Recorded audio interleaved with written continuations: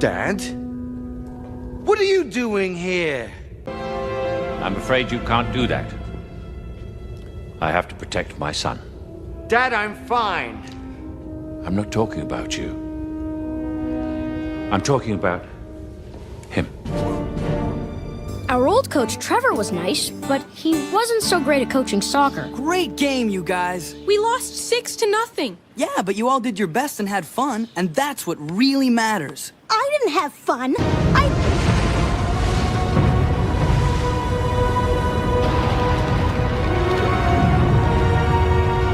Sandals and shorts, and surf, and scuba, and sand, and sailing, and soccer. San Diego, California.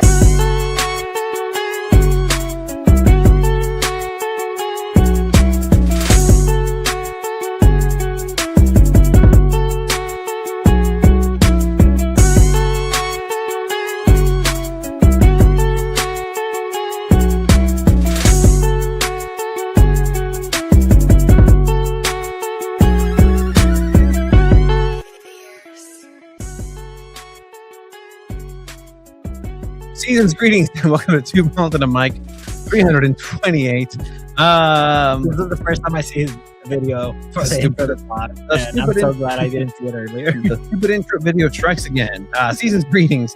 San Diego FC travel up to Seattle and win in a tie this time? 1-1 against Seattle Sounders. They accumulate a point and are on for a short week, 3 matches in a week, essentially on Wednesday. And then San Diego Wave, they go up to LA, and guess what? They can beat a team with LA, the team that resides in BMO Stadium. Kansas City 1, San Diego Wave 2. Last minute goal by Mimi Van Zanten. Gold gaffes and greats. Thank you everybody who's joined in, and thank you everybody who's subscribed, liked, all that good stuff. Really, if you're watching on YouTube and you push like, it turns into a soccer ball. Score a goal for everybody on that premise. With that, season's greetings to everybody who's joined us. We'll get started here. I'm back, everyone. Good to see y'all. You were interviewing post-match Mikey Varas. We'll get to that sound. Yeah, they posted some sound, but it wasn't question. Yeah. So I mean, go for it. Start the free Chucky movement. Start the anti-free Chucky movement. Me? Enjoy the no. I'm just telling the chat here to really. Can this be a Chucky free BS zone? Well, we'll see where this goes. We'll see where everything heads up. For sure, this is the place to find out everything soccer in San Diego, not just on a local level, on a national level as well. Any of the things that you've been hearing nationally came from the 3 of us, including Abe. Hola, Abe. Season's greetings to you. Hola, boys. Season's greetings. How are we doing? I'm having a beautiful day. I'm ready to talk some football. I watched a lot of Liga MX this weekend too. Me too. That sounded really talk some Hola, of that. boy. De mis pinches super chivas remontando a Tigres. ¡Vamos! Yeah, they did. Man, it's so great to be a Chivas fan right now.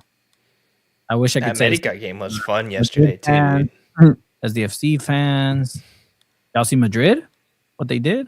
Lost to Barca, giving them the championship. Jaja Madrid. Yeah, that's a good one. I like that. Instead of Ala Madrid, Jaja Madrid. Yeah, Henry Martin breaking people's hearts out there. You filled my heart with happiness. Yeah, it was a good one.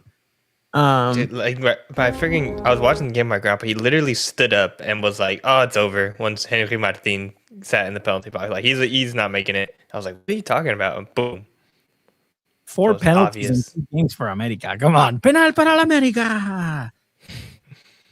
It's a joke. America's a joke. Anyone that goes for America, sorry, Juan, you're a joke. But we love you. One of these days, we're gonna meet these people again and run into them in real life. Remember that thing you said? Yeah, and I will say, yeah, you go for America. Clown. Bye. Before we continue, if you guys were in a legal battle and really tied up in some, I want to say not so I was in cash. I was in a legal battle. No, and in a legal battle where you have to be defended for a crime that you committed. Well, I haven't finished paying off a parking, not a parking ticket, a stop sign ticket. So well, might be a warrant out for my arrest right now. So there keep is saying, that. keep talking. Would you, in this case, trust Licenciado Ugberto or Licenciano Gallardo? Le voy a Gallardo. I'll let you guys discuss. Yo le voy a Gallardo. Really trying to avoid talking about SanDiego.FC right now, as I was called for last week. I think Talk wave, dude. They beat LA. I know. Because that's the exciting part. But you got to eat your vegetables before you eat. I don't know. Tony was big hyping up SanDiego before we started the show. So I think I would trust Bugberto. By the way, Bugberto. Yeah. What if I mean? He's. I mean, that's a choice. That's a choice. Why? What about him? I mean, I think he looks more honest than Gallardo. Gallardo is like, I don't know, Gallardo. No, Gallardo? he's putting on a thing right now. It's like, all right, you dress nice and you think you're good, but Bugberto knows the law. Bugberto got him out of a DUI, so I mean, there's that. But see, Licenciado Gallardo is going to fight for you. Like he's a gamecock. Like he's going to fight for you. Like, in any case, let's go ahead and get the palate cleanser. We let some people come in. Join the fun here. We're going to go ahead and talk some goals, gaffes, and greats. Old video. That's the old one because that's goal.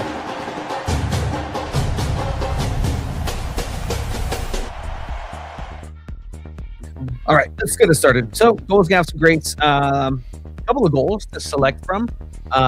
You two are at odds at which one should be the winner. I actually agree with Abe. You actually agree with Abe? All right, so majority wins. SanDiego.Futbol goal of the week comes via Dudinia, 0-1, City of the Wave versus Los Angeles, Angel City.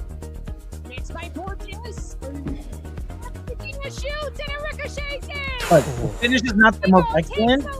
If he just breaks the angles and takes on two players, like, come on. Being has one of the best players in the NWSL right now, and she's showing it.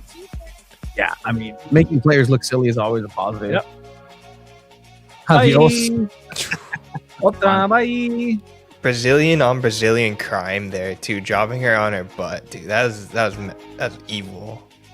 Okay, like the other shot was Muniva Sanson's goal because it was the game winner.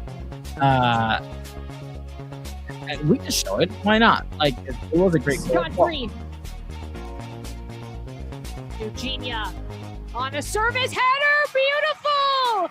Oh my goodness. SanDiego. We've been talking about Muniva Van Santen and how this racing does not miss Hannah Lundstrom because of it. I would say she is a better right back than Hannah Lundstrom as of right now. Oh, just because she's contributed more on the offensive side of things, maybe? Recency bias? Defensive wise, too. She runs a lot. Like, she's really good. I don't know. Did she finish for full 90 in this one, or Pickett, I know, has been kind of like coming on for her. That's kind of like been the rotation, right? Yeah, it has been a little bit different, but I think they're kind of letting Mimi get more minutes as of recent, and she's just completely unreal at this point. And as far as the Hannah Lundqvist comparison goes, it's still hard. I think defensively Lundqvist was a little bit better, and she got some yellow cards, which I thought was important sometimes. You have to have somebody that's fouling people back there. I think Pomeroni is almost on a yellow card accumulation at this point, so you have to spread that out a little bit more. But like, that's just such a great header from Vincent on the end, and she's been like crashing the box like that for a while now. So to see one go in was pretty cool. Too many touches for Mikey's liking.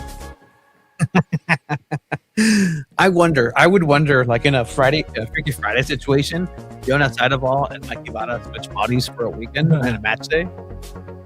Which team would do better? I don't know. Jonas is kind of like SDFC getting a red card, you know? Yep. And this was a victory in LA with Becky Tweed at the helm for SanDiego Wave as they beat LA for sure. I think we should move to the grade of the week and leave the gaff at the end. Okay. The grade of the week goes to.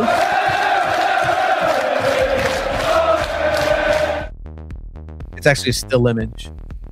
A still image of art. We just freeze framed it. That's great. Dudinya. Goal and assist in this game. Again, she is making a shout for being one of the best players right now in the league. At just 20 years old, guys. Like, she is dominant. She is one of the fastest players as well. Aid, is your shout for grade of the week as well? Oh, yeah, definitely. There was no one in San Diego that had a better weekend. And not just as far as, like, the goal contributions go, but, like, just offensive pressure and then pressing as well. Like, Dudinya is so important to this Wave squad. And to do it against LA, too. Yeah, that's what I think also kind of puts us over the line a little bit is it's against Los Angeles, a rival. There hasn't been a lot of victors in these matchups, and a lot of ties, right? Or it's the opposite. Somebody's always won. It as of recent, it's been more ties, I think, but it goes back and forth between the two sides, and you could tell that it meant a lot to the Wave players, especially the ones that previously played for Angel City. Like, if you saw Didi Heritage's reaction post game, it was like really like impressive and to see, because you could see how emotional it was for her and how much it meant to her, considering her time at Angel City and how she kind of left there too. She was really kind of just like pushed out and like had the starting spot taken away from her because she just wasn't performing at a high level. And I think to like perform well in this game was something that she like really wanted to prove to herself, I'm guessing. So it was really cool to see that from the whole Wave side this weekend. To answer your question, Tony, Angel City has 3 wins. There's 3 draws and 2 wins for San Diego Wave now in head-to-head matches. Oh wow! So hasn't necessarily been the most positive. Angel City's gotten the upper hand for the most part. The upper hand. They were an established team when they met, or established team when they met when San Diego Wave was barely coming on. You see Alex Morgan's having a third, maybe? Yeah. Crazy. Congrats, that's Alex Morgan update of the week. But all right, let's go ahead now and we can clickbait this episode. Yeah, let's Alex clickbait. On the, yeah, we can. Still the highest viewed YouTube video that we have on our YouTube. Alex Morgan, 4 goals on Torero, the birth of Ken Alex. But all right, goals, gaffes, and grades. We still have to go into a gaff.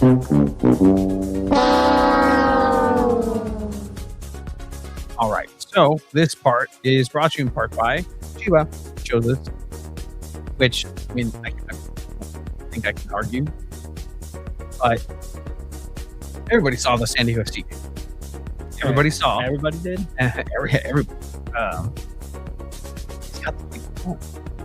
So for this matchup, you had 1-1, 82nd minute, and you have a play by SanDiego.FC that could potentially steal this match and give San Diego the victory. Alex Mighton's being featured. He's being dangerous. He's been vertical, as they like to go ahead and say in modern soccer.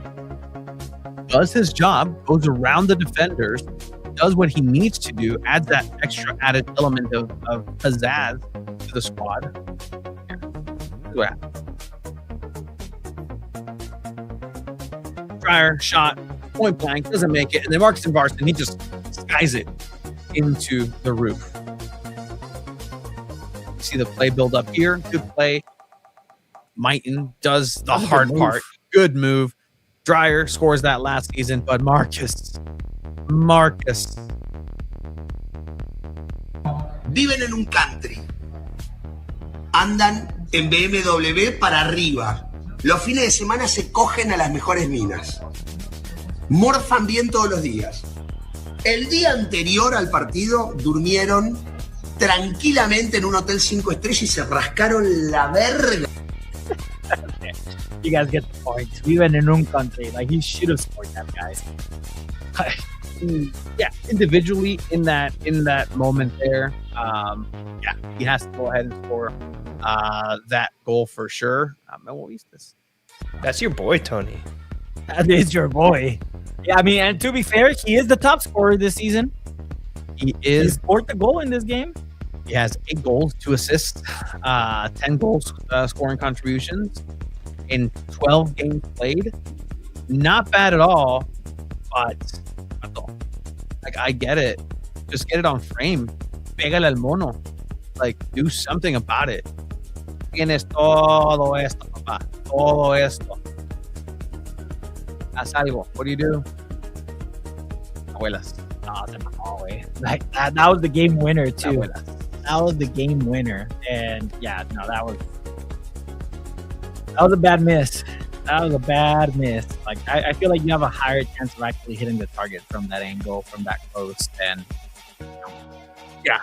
I can't wait to hear the clip. Well, we'll hear everything post match that Cuba was able to gather for sure. But yeah, I mean, because I know Marcus can do so well, and we've seen him score. That's why has the scrutiny of like, hey man, you have to score that. Like, you have to get that on target. You have to hit the defender, hit the goalkeeper. Like, I see what you're trying to do. I understand what you're trying to do in a very small amount of time. He does a lot of these 2-time touches inside the box and shoot sort of thing, but like sometimes you just got to go first time. Pégale primera. See what happens. But in any case, that has been your goal, Captain.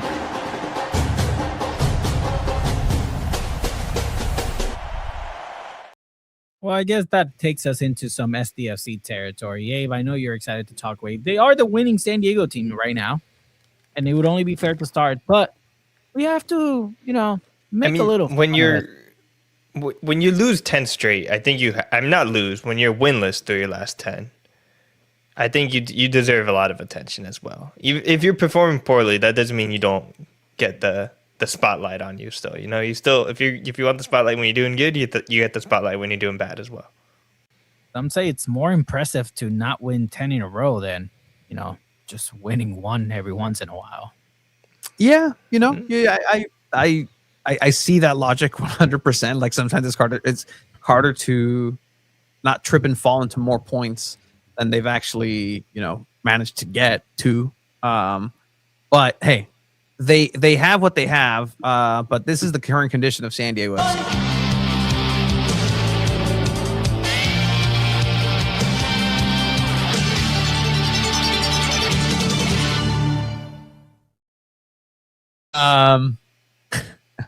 All right, because Mikey Varas has, I don't know, slim pickings to pick from.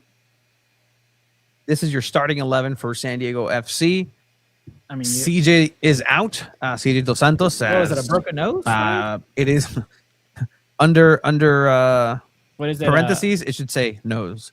What is it? Upper body? What does it say? Technically, yeah.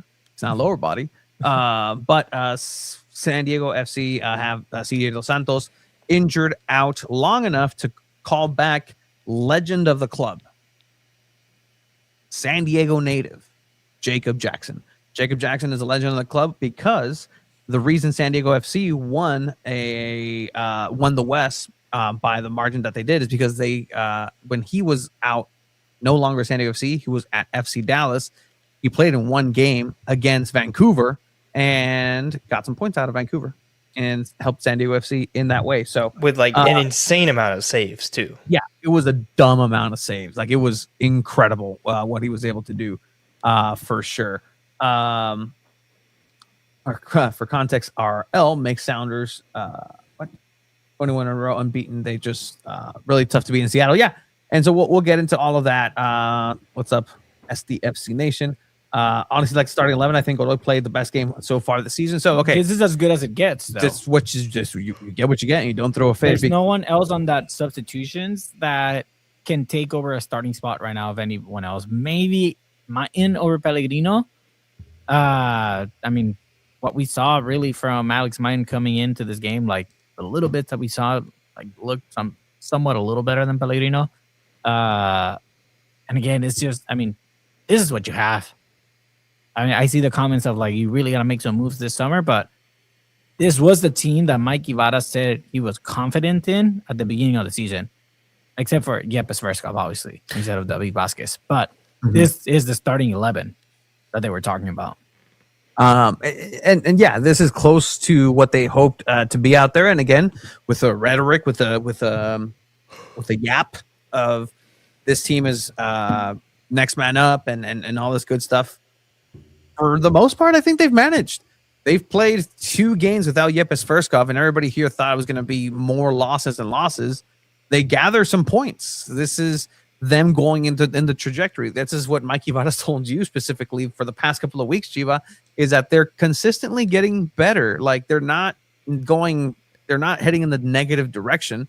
They're not necessarily netting a whole positive, a whole ass W, whole ass 3 points, but they're accumulating something and they're gathering, and you can tell that there's been strides. Pellegrino, Invarson, Dreyer up top. Not a lot to offer necessarily in the bench wise. It's kind of abysmal. Morgan goes off injured.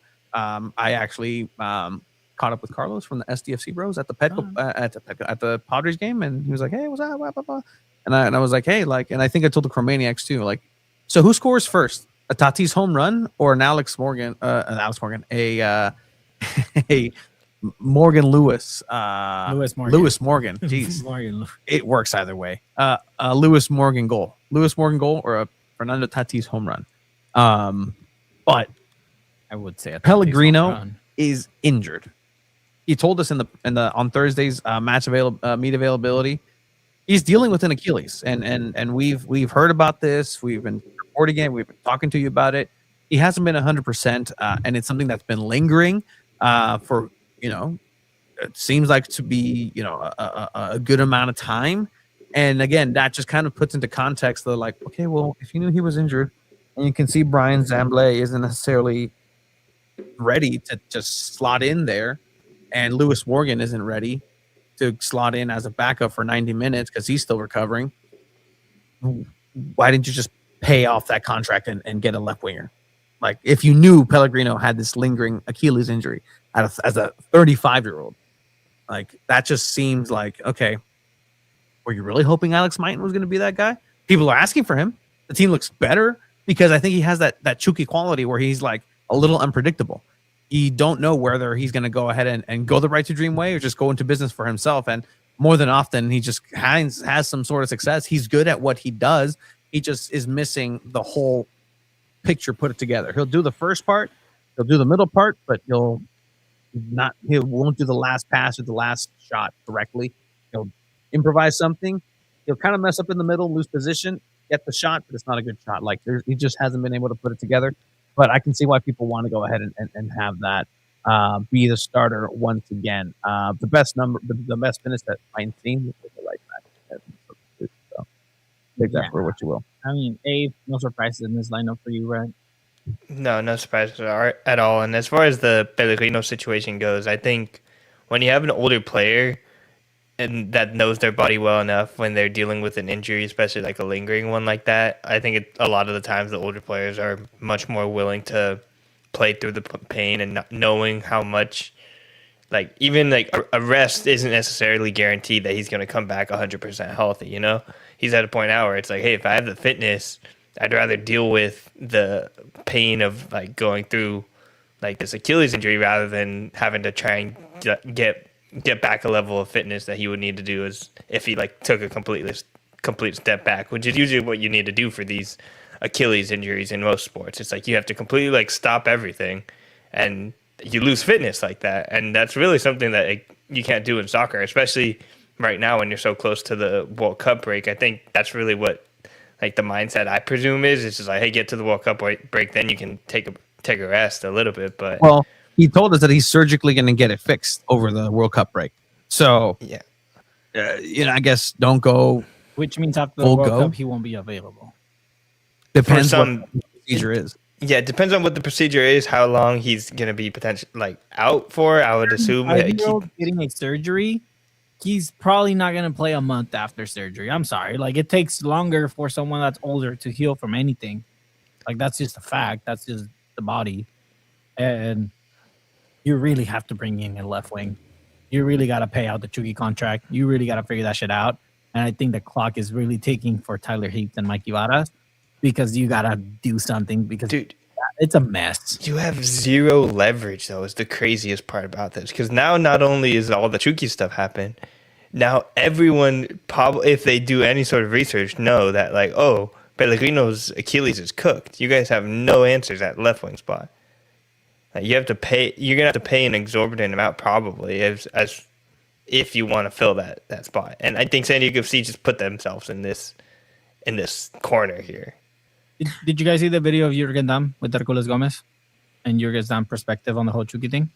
That was really interesting.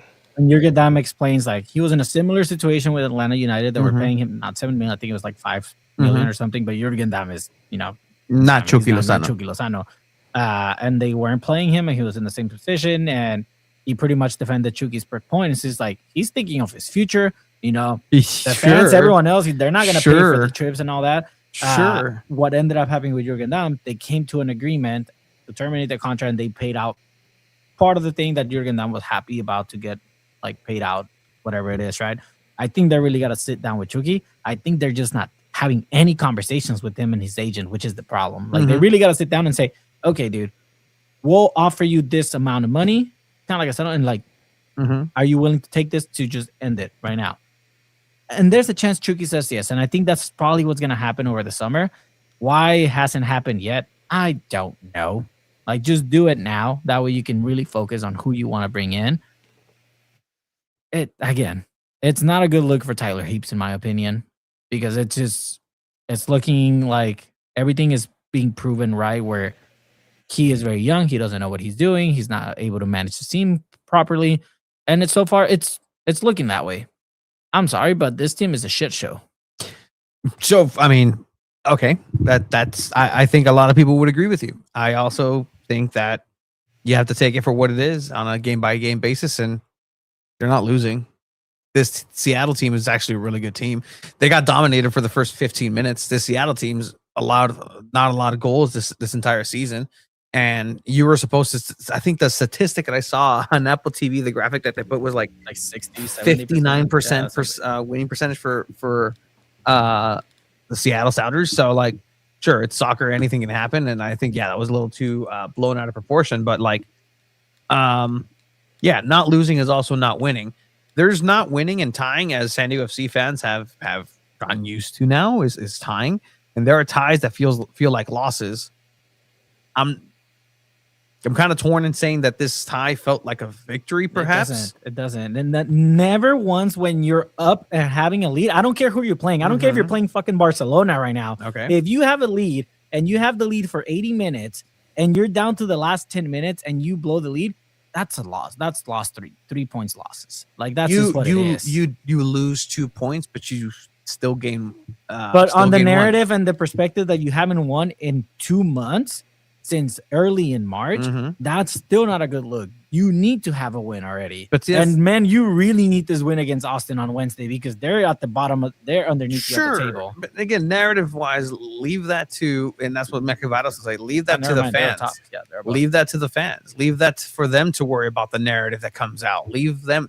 We know that this project and the progress that this unit is making in this season is positive, and it's baby steps. And I think that's what I've been talking about for the last couple of weeks, is that SanDiego.FC needs to take these baby steps before they can actually go up and fly. The way that we've been hearing Mikey Varas and everybody else is, they're frustrated, but also, hey, like, let's weather the storm and just get to the break. And this is another game which is like, just get to the break. Okay, you were not supposed to win this game. Okay, but what happens if, the baby steps is the storm? What happens if the storm is just forever? Like, this doesn't work. The victory here is because of the system. The system got you this 1 point. The ingredients that you have, everybody's little monito is at 20% energy, and like your little health bar is just dwindling. The stamina, you have to press select to reload. Yeah, it's reloading super slow. But the system is not, again, and we know this because they talked about this system is not going to win you championships. That's just what it is. Because in order to win championships and beat that top team, you need to have star talent. You need individual players to do the work. And that's just in any sport in general. That's in baseball and basketball and football. In any sport, you need that individual talent. Barcelona wouldn't have been what it is with Messi in it if they didn't have Messi. Mm-hmm. The system was there. The system was great. The players executed, but Messi's what made them amazing. Cristiano Ronaldo's what made that Real Madrid team amazing because they're just phenomenons. You need players like that, talented players that can make individual plays when the system's not working, and that's what Chucky gave you last season. Chucky gave you that along with Anders Dreyer. Anders Dreyer is not doing shit this season. Why? Because he doesn't have another star equivalent level player like him He's still in creating. this team. And not as much as last season. The management dropped the ball big time, but not by not letting go of veterans. By letting go of veterans. That's still going to be how it happens. Yes. Hey. Oh, I was saying hi to Tanya, but I do generally tend to like agree with Chiba, but at the same time, it's only year 2, man. Like this is from what I understand, from what they've told us since the beginning, this is a years-long project and development and system and like truly ground up building that is happening, and to judge it off of a bad first half of the season feels a little bit strong to me still. Like the system has proven, like you said, Tony, that they got a point out of this game in Seattle, and yeah, they were leading, but Seattle's a great home team, man. And yeah, a lot of MLS teams, without the context of having lost gone winless through your last 9 matches, you take a point on the road at Seattle. But you do have to consider the context, and the context is damning as far as I'm concerned. There's very few I don't want to say sports, but like just times in soccer where you can go winless through 10 matches and not change your philosophy or style or major pieces on the field or in the coaching room, you know?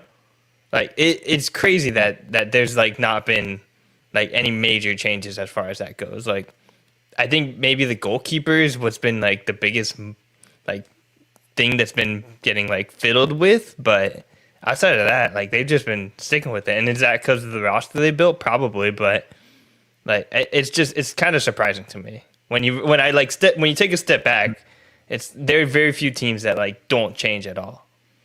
And again, I want to fill this argument with data too, right? It's the only year 2, and that being a quote excuse. Like, look at the data. The last couple of expansion teams, they did great in year 1. Phenomenal year 1. Year 2, they crashed and burned back to earth. Even by those parameters, even by that data, SanDiego FC is doing better than those 2 latest expansion teams at this point in the season.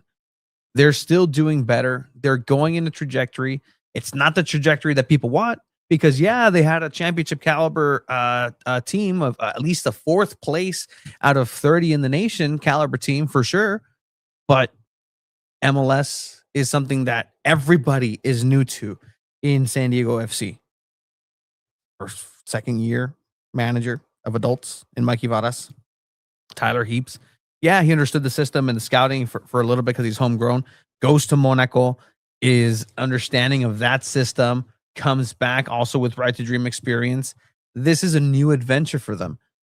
The goal that was scored by SanDiego FC is that vintage Right to Dream possession style, moving in a spear, SanDiego FC that we've been hearing people want and have been clamoring to get, right? They go ahead and maneuver the ball over to the right, to the left. Everybody gets involved. This is after surviving 15 minutes of terrible play. Mikey Varas was yelling at Mano Dua and Duran Faria at this moment. You have a play here on Oni Valakari, lays it off. Here comes Godoy into that pivot space. Godoy opens things up, makes that run. You see him Varson pull Jalamarca over to the right side, leaves Oni Valakari in the middle. Great finish. Like, that's a Right to Dream style formation-based zone. You're going to see this spear, once again, that they've been talking about, finalized by Marcus and Varson. He knows he needs to run into space.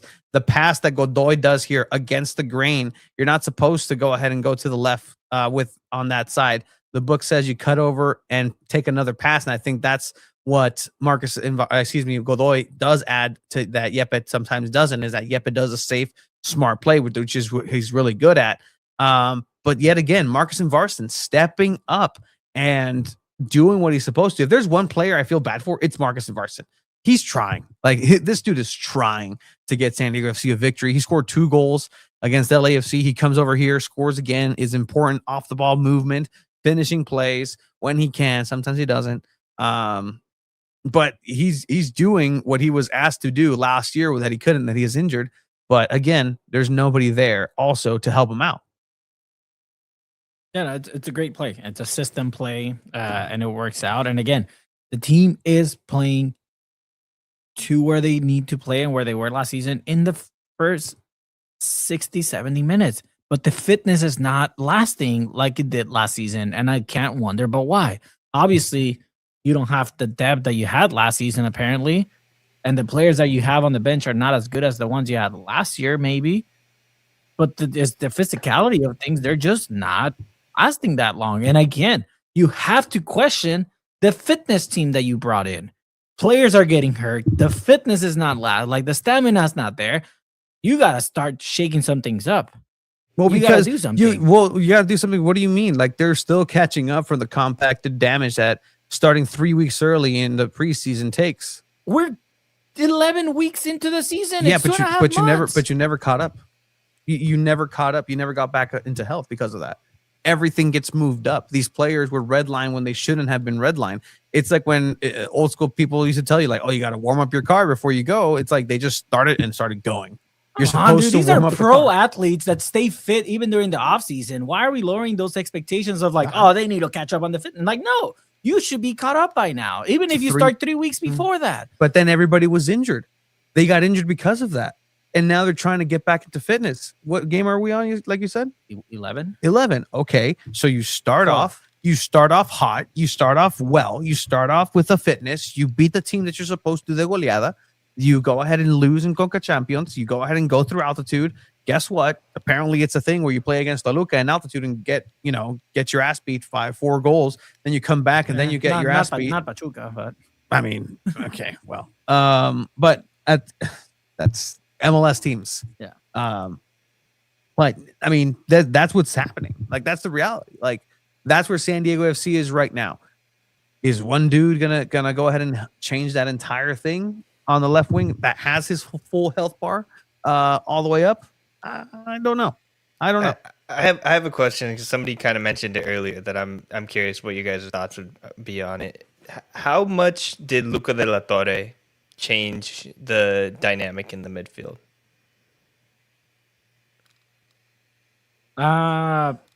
Which part of the season? Early in the season, this is where you're missing him because he earned a spot back into the U.S. men's national team because of the beginning and the start of the season he had at San Diego FC. He went over to an international break, came back, broken player, did absolutely nothing. The ball just passed through him, not through him creatively, just through him. He was a cone. But I think that could have been a confidence thing. At the end of the day, like, the talent was still there. And I think, I mean, looking at the bench that San Diego FC had for this game, like, a Luca de la Torre looks like a better option than a lot of these guys. Like, who else do you have in the middle? Alvarado, who's coming like still getting back from an injury from last season. Pedro Soma, who's 18 years old. Who else do you have on the mid? That's it. You don't have anyone else. You have Eisner, who's a defender. Pilcher's a defender. Saidi, who's an attacker. Goalkeeper. Amble, who's a winger. I'm pretty sure they could have used a Luca de la Torre in the second half for this game to run around, even if the ball just passed through him. But again, this is early Luca de la Torre. The Luca de la Torre you got at the end of the season he was mentally just ejecting from this team. Like, he was nowhere near mentally to be here. But I mean, we don't know what the components of that were. Like, he didn't know if he was going to stay in San Diego another season. He didn't know, like, if he was going to go back to Celta Vigo or just ride the bench in Europe or anywhere else. Like, that affects a lot of players too. Sure, they had to respect De La Torre. Okay, I'll give you that. The presence of De La Torre in that midfield had to garnish some respect. You're telling me you would rather have Pedro Soma over De La Torre right now? No, absolutely not. But system-wise, If you're asking me, would I prefer Pedro Soma systematically? Unfortunately, listen to what I'm saying. Unfortunately, yes. I disagree. Systematically too. Systematically, the system's not working right now. The system is the system's going to be the system for the next 10 20 years. Dude. Yes, I understand that. I understand that. But you still judge based on right now. Yes, we're talking about 10 years, but we have to judge based off how they're playing right now. We can't talk and go on this podcast to talk about, you got to be okay with this because in 10 years, San Diego FC could be doing this and do. We have to judge them based on how they played this last game. And the fact is that they lost this game at the end. They tied this game at the end. Yes. So if the graph of San Diego FC it has been plain because they haven't added, they weren't winning, they were losing 0 points, right? Is the graph going down, staying the same? No, they got a point. Or they got a point. Going up slightly, but going up. They got a point. But so, like you're saying, right now, they're improving. By what I'm saying, they're improving. In points wise, yes, they're improving. But at the end of the day, how they're improving is not the way that people want them to improve. Because they're not winning games, Tony. They're not winning games. So in what world are we going to sit here and say 10 games without winning is a good thing? I'm not saying it's a good thing. When did I say it was a good thing? Nobody's saying it's a good thing. Well, no one is saying it's a good thing, Chiba. Nobody's saying that's a good thing. I'm just saying, the trajectory that they're going is a positive one. And if you told somebody good enough. If you told somebody that you were going to face this Seattle Sounders team in this moment in time with Yepes Verskov in there, and you went out there and you got a tie, that's a result. So look, this is what's going to happen on Wednesday. They're going to be down 2-0. Then they're going to come back and tie the game 2-2 at the last minute. Hallelujah. They got the point back. We're on the right track. Still 11 games without a win. And then they're going to go over the weekend back at home against Cincinnati. And they're going to go 0-0. And it's like, it's another point. You're going to go 5 straight ties. And there's the argument's still going to be, well, they're still racking some points. But if you're not winning games, how far along do you go without winning a game until people start demanding for change? Well, look, man, if you tie this game against Austin, they're in 10th with 14 points. If you tie them with your 13 points, you go up to 14 points. So you start climbing that ladder, technically speaking.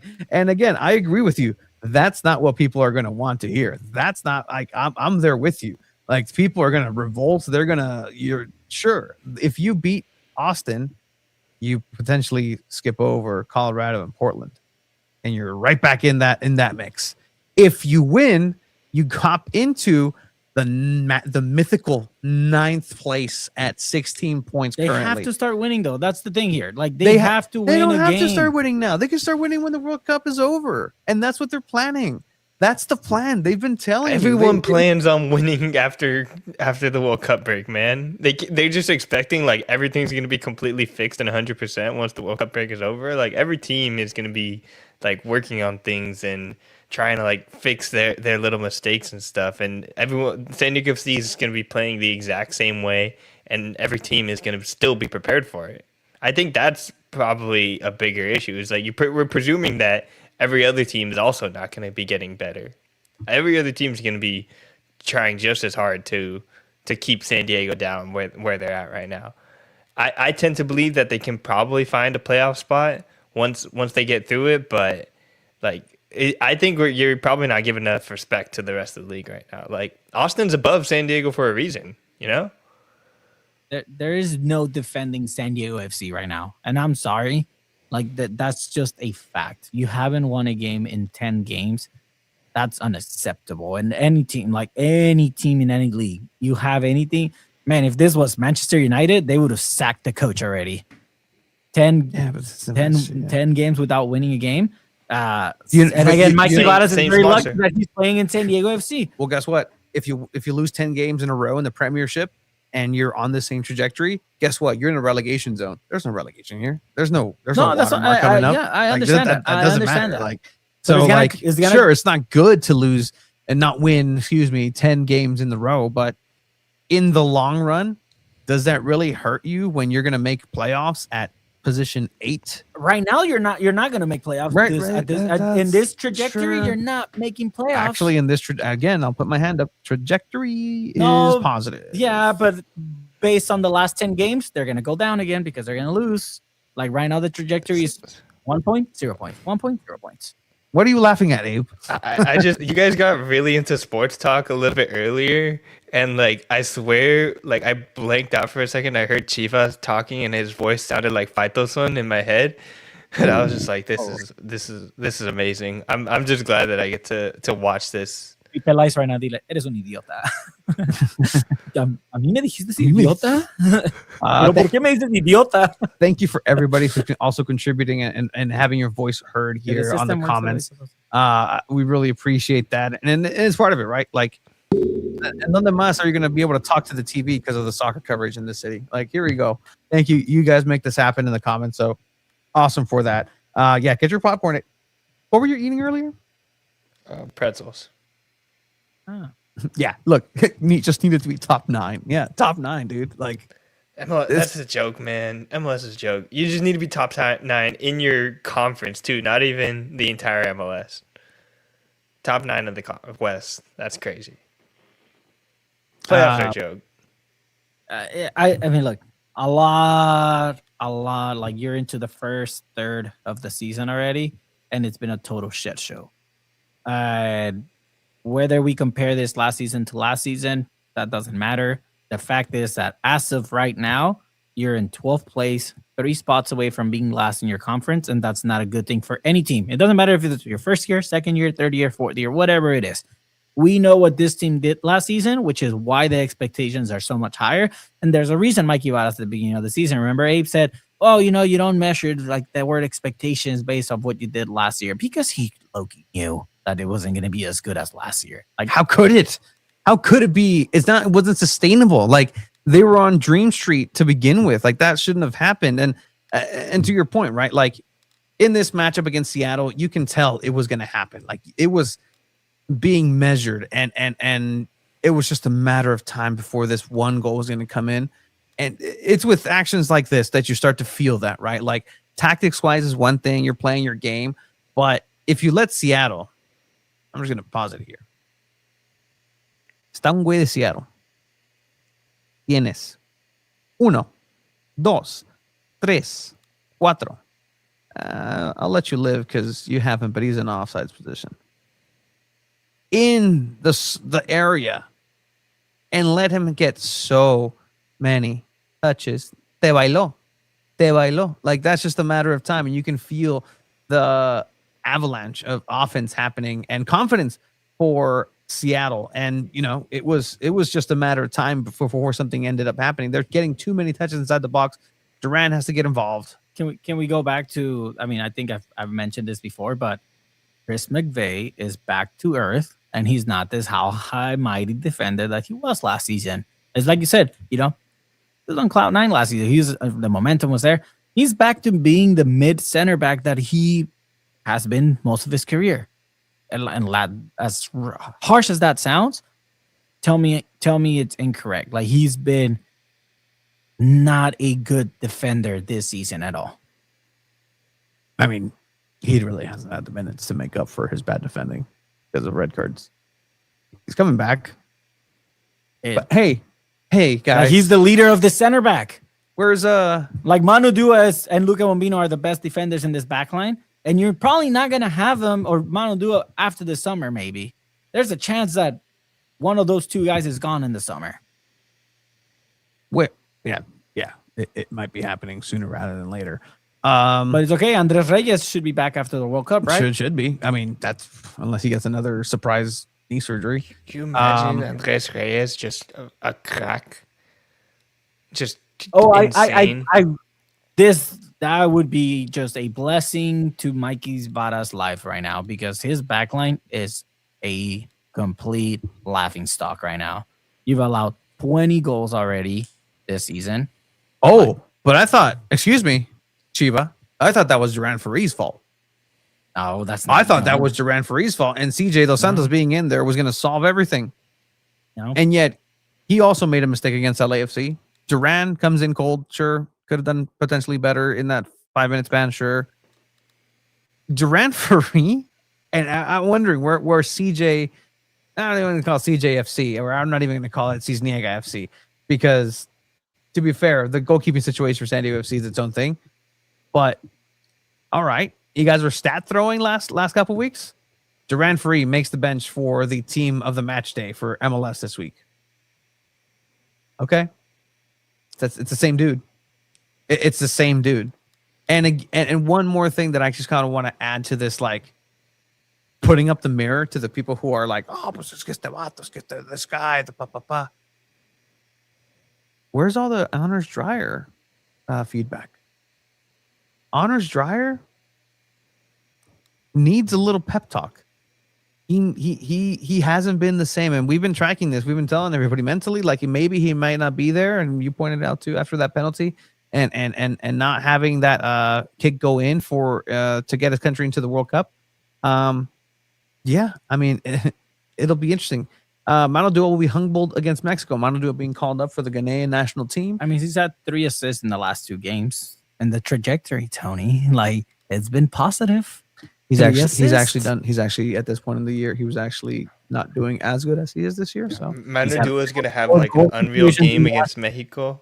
And then he's gonna get a call from a Liga MX team. Duha will get good experience. Yeah, he's gonna get good experience on the bench. Watching a game by the Ghanaian national team. SanDiego FC, as of right now, have allowed half the amount of goals that they allowed in the entirety of last season. We're in week 12, going to week 13. Show some. Dry has been the top 6 defender. Well, yeah, and that's the argument that got Tomas Angel so much praise last year. Yeah, no, Tomas Angel, I love the way he defends. But yeah, so all right, no call. Nobody's calling my raise of Duran Free talk. Okay, just checking. See you guys next week after something happens for sure. Hey. I mean, you chose Jacob Jackson instead of Duran Free at this. I think that you got to stay with Duran Free right now, man. Yeah, no question. Like Jacob, just good kid, good story, but systematically, System FC, as somebody was pointing out earlier, Duran Free is your goalkeeper, for sure. Coque Vegas available? Coque Vegas, that would actually fit the system so well. Yeah, I think he's better with his feet than Duran. Yes, he taught him all the Jedi mind tricks with the feet for sure. I mean, yeah, look, we all know how this game ends, and like I know we're kind of going, but do we? SanDiego FC really got lucky that Seattle didn't take the lead after tying it, and you watching this game, you just knew this goal was coming. Like you knew this SanDiego FC were not going to come out with 3 points. They didn't deserve the 3 points, to be honest, the way they were defending. And then you have to play at the end. William Barkson just kicks it over. And that would have just, the conversation would be a little different now. I probably wouldn't be as, like, high energy as I am. I'd be like, man, okay, they're coming back. They beat Seattle. That would have been a different story, but they didn't. And they really got lucky they didn't lose this game. And I agree, Tony. This is a good result. This is a good result. In paper, it's a good result. It's a tie in Seattle. I get it. But when you haven't won so many games, it's just still continues to not be a good look. And that's just the reality of it. And that's just going to be the reality until they win another game. Sure. You're going to have to keep waiting. If they win a game. They play Austin next, then they're going to play Cincinnati over the weekend. And both games are going to be kind of tough the way they're playing. No, the new keeper will not start unless there's something fucking tragic happening. But yeah, I mean, SanDiego FC did have a chance. Marcus and Varston with the header hits the post later on in that matchup. And it just felt like the same way. Like it's just like 80 good minutes and they just kind of run out of gas and they run out of steam. And like, who do you look towards in the bench? You look towards inexperience on the bench. And is that your car? That's beep beeping. No, it's not. No, it's not. But yeah, thank you again for everybody who's here contributing. But this moment, I am not has asking been- Mikey Varas about Chucky Lozano ever again in my lifetime. I mean, I think it can come up after the World Cup break. If he doesn't leave during the transfer window over the summer, we have to ask him again. Like, what happened? What were they trying to sell him? Like, what is that like? But we'll see if we get to speak with them. I'm sure at some point during the halfway point we'll be able to speak to Tyler Heaps. Yeah, and it'll be probably when he makes his announcement for his next DP after the summer. All right, so 1-1, good game. Mikey got pissed at my question in this post match. Well, we're just gonna let this play. So social media is having their rounds of things. Let's go ahead and play Mikey Varas first post match sound after the 1-1 draw against Seattle, which I think it was not bad. But here we go. ¿Dónde estás, Mikey? I watched it in Spanish because I was in Mexicali in 105 degrees. I survived 360 earthquakes, guys. I don't know if you guys saw that. Dude, I heard about that from my cousins. That's scary. A freaking swarm. They call it a swarm of earthquakes. That's terrifying. It's crazy because I was the strongest one. I was at the border, like with the border agent, handing him the thing. Why were you jumping rope 300 times? And so my girl is in the passenger seat, and then her like Amber Alert, like emergency, bam, bam, goes off as I'm there, right? Like, what are you bringing back from Mexico type of thing. They always talk to me in Spanish. I always shut that shit down. I just hello. Hello. He's like, I'm going back home. Where's home? San Diego. What part of San Diego? Oh, because right? Like that's gonna make a difference. It's San Diego proper. Okay. So then the alarm goes off, beep, beep, beep.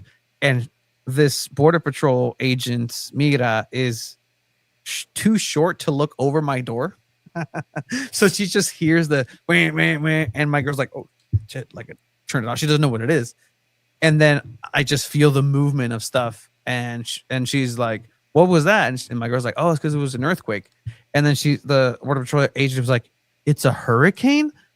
And it took everything in my power just to not say, sí, morra, a hurricane here in Calexico, dude. Like, yes, a hurricane. I'm like, no, it's an earthquake. Like, an earthquake right now? And she gave me my papers back. And I'm like, yeah, right now. And so enjoy that. And I just drove off. Anyway, here's Mikey Varas. Mikey, just start you off so we can get your thoughts on the match. Despite the result, if you can also just touch on Mandua's performance tonight. Yeah, I don't think it's despite the result because at the end of the day, we get a point away at Lumen Field against a top Seattle Sounders team. So for me, it's a point well earned. I think Manu had a really good game, showed a lot of quality against a very tough player who's been in national teams, who's been on World Cup squads in Jordan.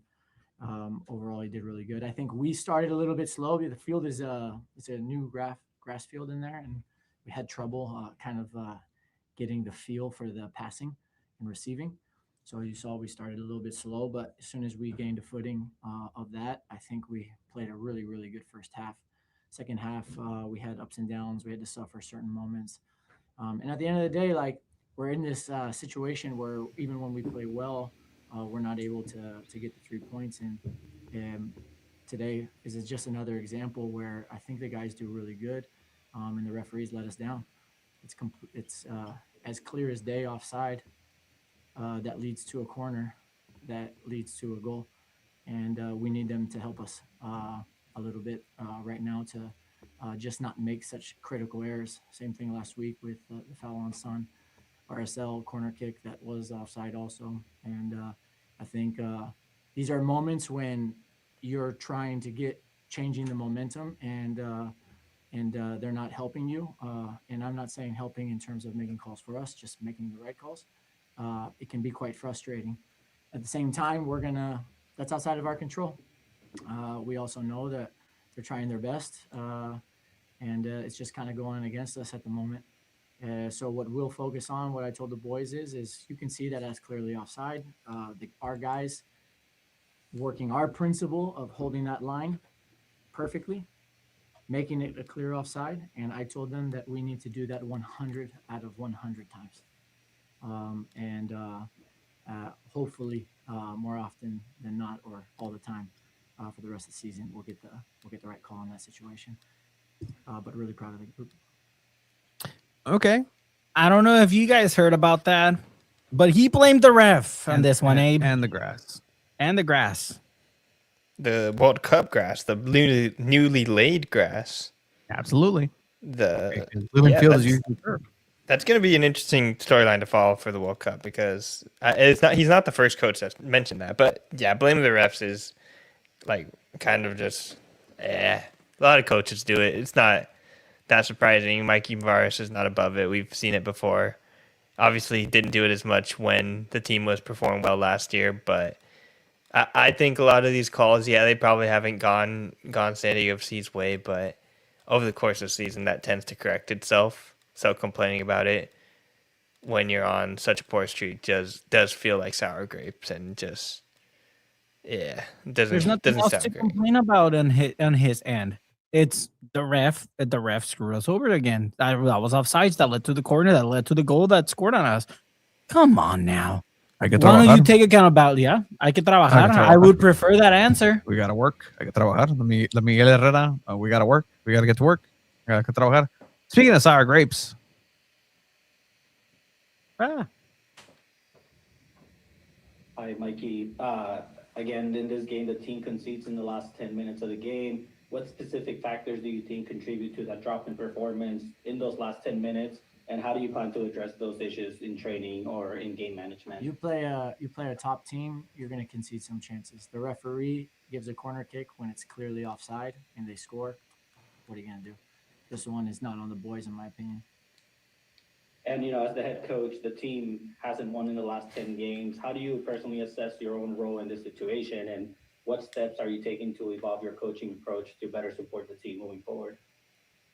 I work hard every single day to be the best version of myself and to help the team. Every time I wake up in the morning, I think about how can I set conditions for our team to be the best version of themselves and go out and win the game for our fans, for Frontera, who traveled here and were just amazing for us, for all our fans that fill the stadium week in and week out. And whether results are going our way or not, I'm always working at the maximum. I've never done anything less than 100% in my life, and that's what I'll continue to keep doing.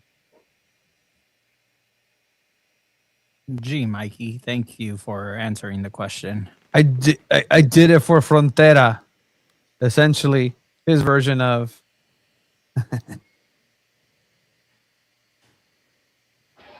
I did it for The Rock.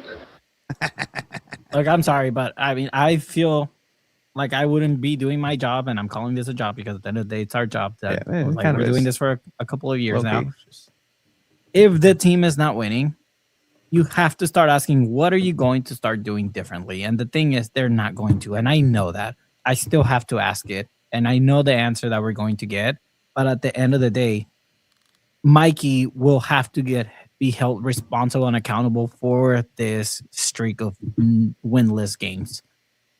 The players can do their part and they're on the field. But at the end of the day, he's the guy in charge. He's the one making the calls. And it really does seem, unfortunately, that no one else, when we're at conferences or anything, no one else is holding him accountable or asking those questions. So I'm going to keep asking them. No one was here for this one. I don't know who will be able to be there on Thursday. I'll be there. I'll be there on Wednesday. Perfect. Well, yeah, it'll be Wednesday. Game Wednesday and then media availability Friday maybe. Madres. We might not be able to go. Innovation Summit. Hey, exempt. Salary staff. No clock in, clock out. But I do promise you all that I will keep pushing on Mikey. They muted me after this, so I couldn't ask another question. Not sure if. What were you going to ask? What were poor guy? Like, you kick him while he's down, but like, what were you going to ask? I mean, when it comes to, just the importance of Yepes' first cup in this role, like, how is he seeing Eidevall stepping into that role, into this more center midfielder?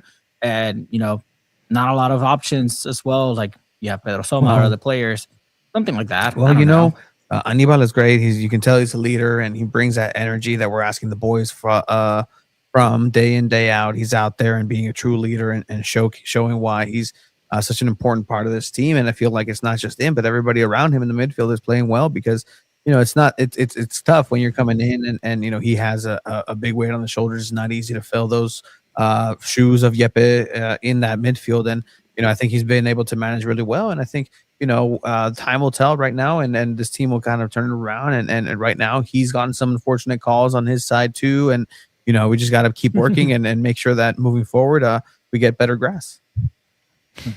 And that the refs pass it our way. And refs. To what extent do you guys think that Mikey Varas does this as far as never blaming? He specifically said this one's not on the boys tonight. Do you think he went into the locker room after the match and was like, "Hey, this one's not on you guys"? Yeah, I think that's what he said. Yeah, he did. Because he tells the guys, "This wasn't on you guys. That was a terrible call. This should have been that." Yeah, I'm sorry. I think that's bullshit coaching. I think he's lying though. That's my perspective on it, because so many coaches do this to the media as far as hey man, oh yeah, never gonna put blame on the team or the players, because the players do hear what's said or what Mikey Vadas is saying in these post-match press conferences. Even though we're the only ones in those post-match press conferences, the players hear these things and it gets to them, and they get affected by whatever is said by the coaches. So I do think a lot of the time coaches in all sports will lie and say "Oh, it's not on the guys. They did their best effort."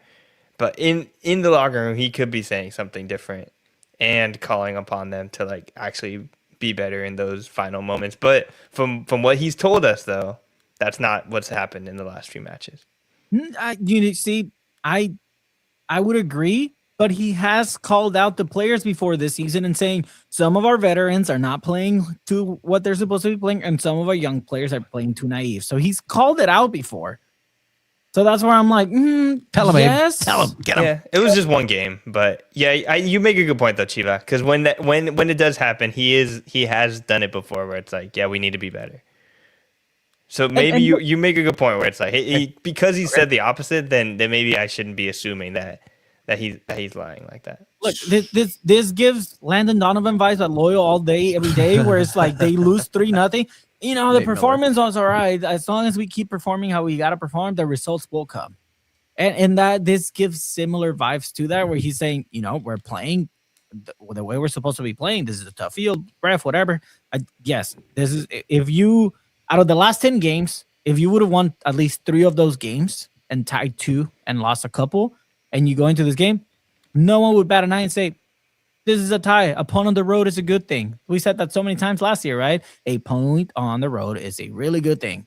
But again, the fact that you have not won 9 games before that makes this a terrible look. And soccer. Great game, you guys. We lost 6-0. Yeah, but you all did your best and had fun. That's essentially what it seems like it's been the last couple of weeks, according to you, Chiva. It's all vibes. I'm not saying they're not working hard or anything like that. I know Mikey Vadas is capable of coaching a team. He did it last season. But I can't help to think that maybe some of these guys are not willing to play for him based on how they know he treated Chucky Lozano or handled that situation. I'll push back on that. That's no. No. Sources. Sources. That's fine. Sources can be wrong. Oh, what happened here? Oh, I don't know. Whoa. Well, all right. Sources can be wrong, though. Sources. Sure. Sources can be wrong. We really... But mine haven't. Sometimes. Te creas, güey. No, I'm literally, there was one. There was Yeah. one. El vato de Becky G. ¿Cómo se llama ese güey? Oh, Because he was Layet. He finally scored his first He goal. finally scored. He signed but he was training with SanDiego.FC at their installations. Sources. Hardest part of the SDFC. We're in the driver's seat and they shit the bed again. Yeah, but again, would you rather? So, and I think I said this on last Thursday. I actually said, watch, there's going to be a game where they're going to have this game and they're going to lose it or tie it in the last match, and it ended up happening. Flip it the other way. Seattle Sounders goes up in that moment because they were the better team when SanDiego FC scored. And SanDiego FC regained possession and momentum. But let's say Seattle scores in that moment. And then the game keeps happening. And then you score and tie the game. It's the same exact result, 1-1. It's the same amount of points you get. But it's the context of how you get the points that matters a lot in this sport, and we know this, Tony. We've been watching soccer for so long that we know tying the game at the last minute and getting the point feels a lot better than being up and dropping the game at the end. And we know this. This is just a fact. Yes, the result is the same, but we can't. But when you were expecting 0 points, it doesn't matter anymore because the game was going so well for them, Tony. They were up for 80 minutes of the game. And that's just who they are. Like, that's just who they are. And they're embracing who they are in this first half of the season. They are that team. They are that team that have run out of excuses. They're that team that have run out of things to say.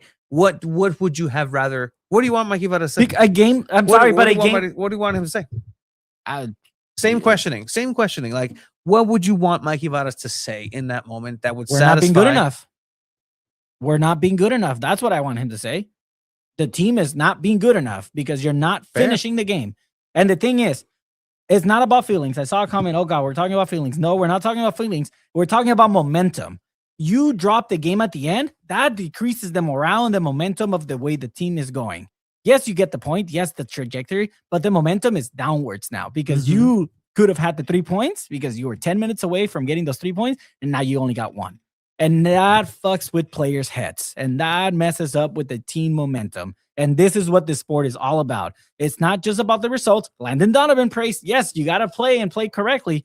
But when you drop those points at the end, that messes up the momentum and the way, the rhythm, the team, the morale, everything. And feelings matter in soccer for the players, guys. If the players are not feeling great, they're not going to play great.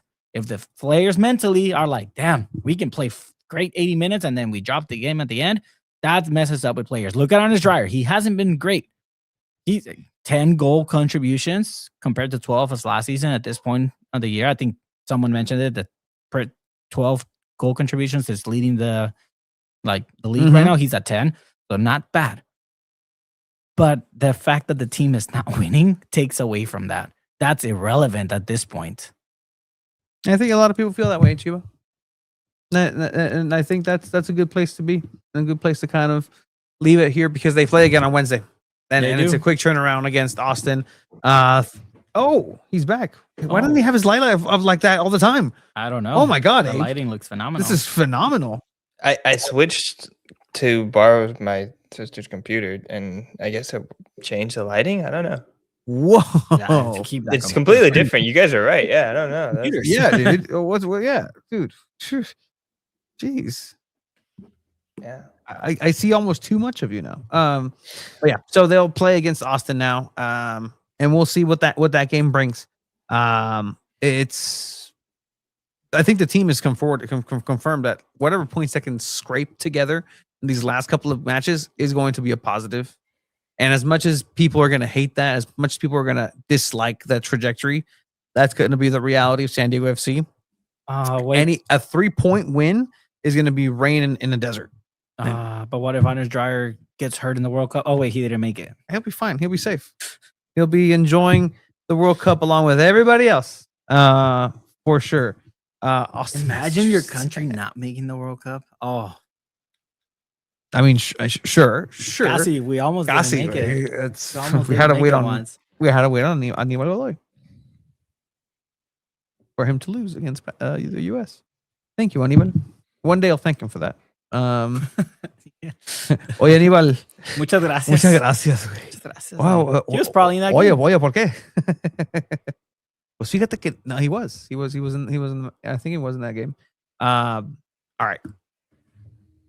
Score prediction. So we can get to San Diego Wave. For Wednesday and Saturday, or sure, Wednesday, Saturday. Midweek game, Austin FC 2-1 victory.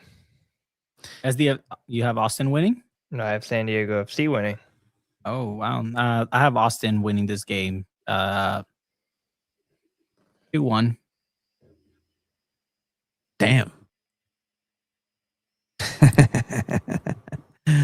I've been right the last 2 weeks, actually. Who's more likely to score, CJ Fodry or Brandon Vasquez? Own goals, 3-2, San Diego FC. Wow, positivity. Austin did play yesterday. Minnesota tied 2-2. And that was James Rodriguez 2 assists game. Last game. Who said everything that's come out is fake news. I'm not retiring at the end of the season. Okay, a lot of 2-1s. Oh boy. At some point, it's not baby steps. You're just kind of crawling and you're just kind of surviving. You're just goo gagaing through the second season. San Diego FC and Austin tie.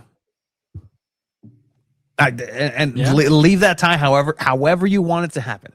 Whether it's you lose, you're down 2-0, and you tie it 2-2, or vice versa. Like at this point, emotionally, these players are in the same place where they're going to be until the break. They have senioritis. They just need to crawl into that space. Opportunities need to be taken, and I think that's going to be the difference. The players who take the opportunities that are given to them because of the injury situations, and they are able to show Makivara something, that's going to be what's going to be the difference between San Diego FC winning and keep losing/drawing for that. Hey, yeah, how many games without a red? I think it's been 2, 3. Good job, guys. Good job. What about Cincinnati? I think they finally win that game. That is good. Oh boy. I think they finally get a win on Saturday against Cincinnati. I think they'll win. Let's go 2-0, 2-1, 2-0. They get a clean sheet. Let's do it. Damn, Duran gets another clean sheet. No, Jacob Jackson. No. Have they been advertising the crap out of this Saturday game for you guys too, or is that just my phone? I'm getting more Wednesday matches. I'm getting Wednesday ones. I've been getting the Honors Dryer bobblehead thing an insane amount. That's Saturday? That's Saturday, I think. Paletero. I think they end up tying that 1-1.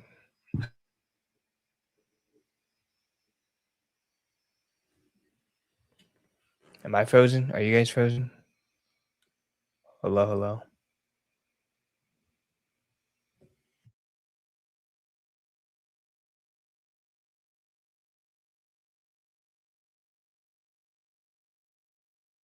I'm good. It's just the Abraham show now from what I hear out there. Okay. We're about to switch to Wave, but as far as FC Cincinnati goes, it's hard to judge, honestly. These guys are it is crazy how they perfectly landed on that. But yeah, I guess we can get started into some San Diego Wave coverage. Let me see if I could pull up some of Tony's extra little clips here. And I believe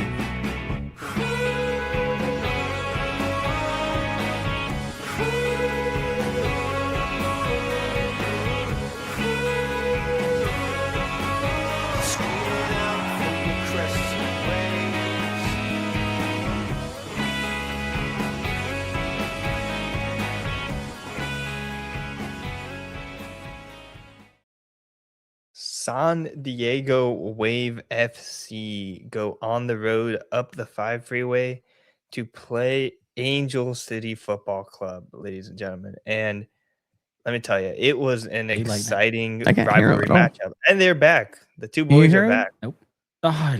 Okay, it's just you guys. The chat can hear me. I still don't have any internet. Are you guys still good? Can't hear you, Abe. Okay, well, the chat can hear you, and I know you can hear us. I can't hear you. Yeah, the chat can. Bye. The chat can hear you. Anyways, yeah, San Diego play Angel City. They defeat them with 2 goals to Angel City's 1.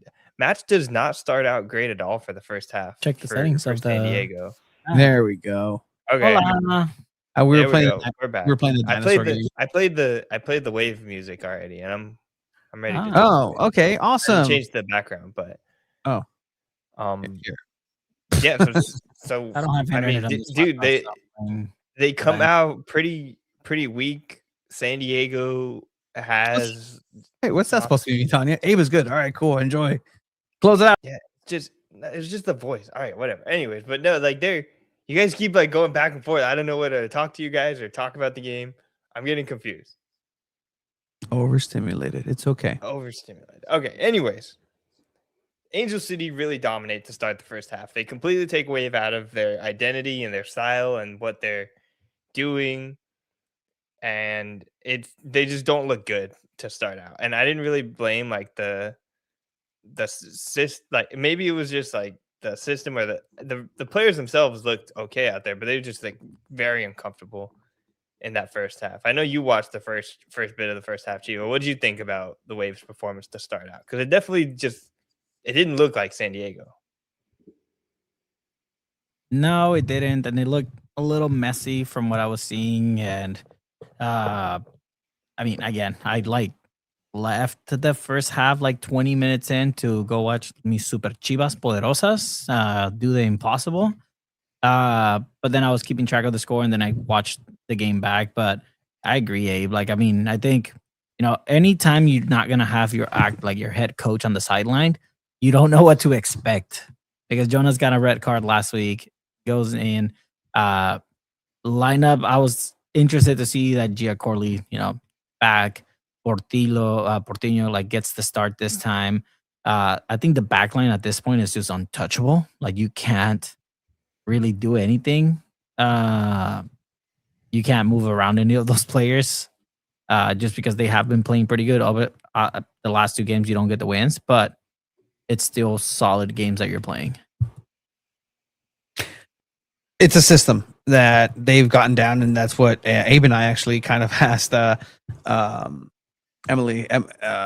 Hayes just about the system that Jonas has been able to implement here, and the fact that it's working. And they're top of the league for a reason. And also, Becky Tweed has her own pedigree. Like, she knows the ins and outs of this game, and she knows how to manage some good players that San Diego Wave has in this moment. It's going to be crazy when Kat Macario eventually joins this squad, if she's even going to join the squad this year.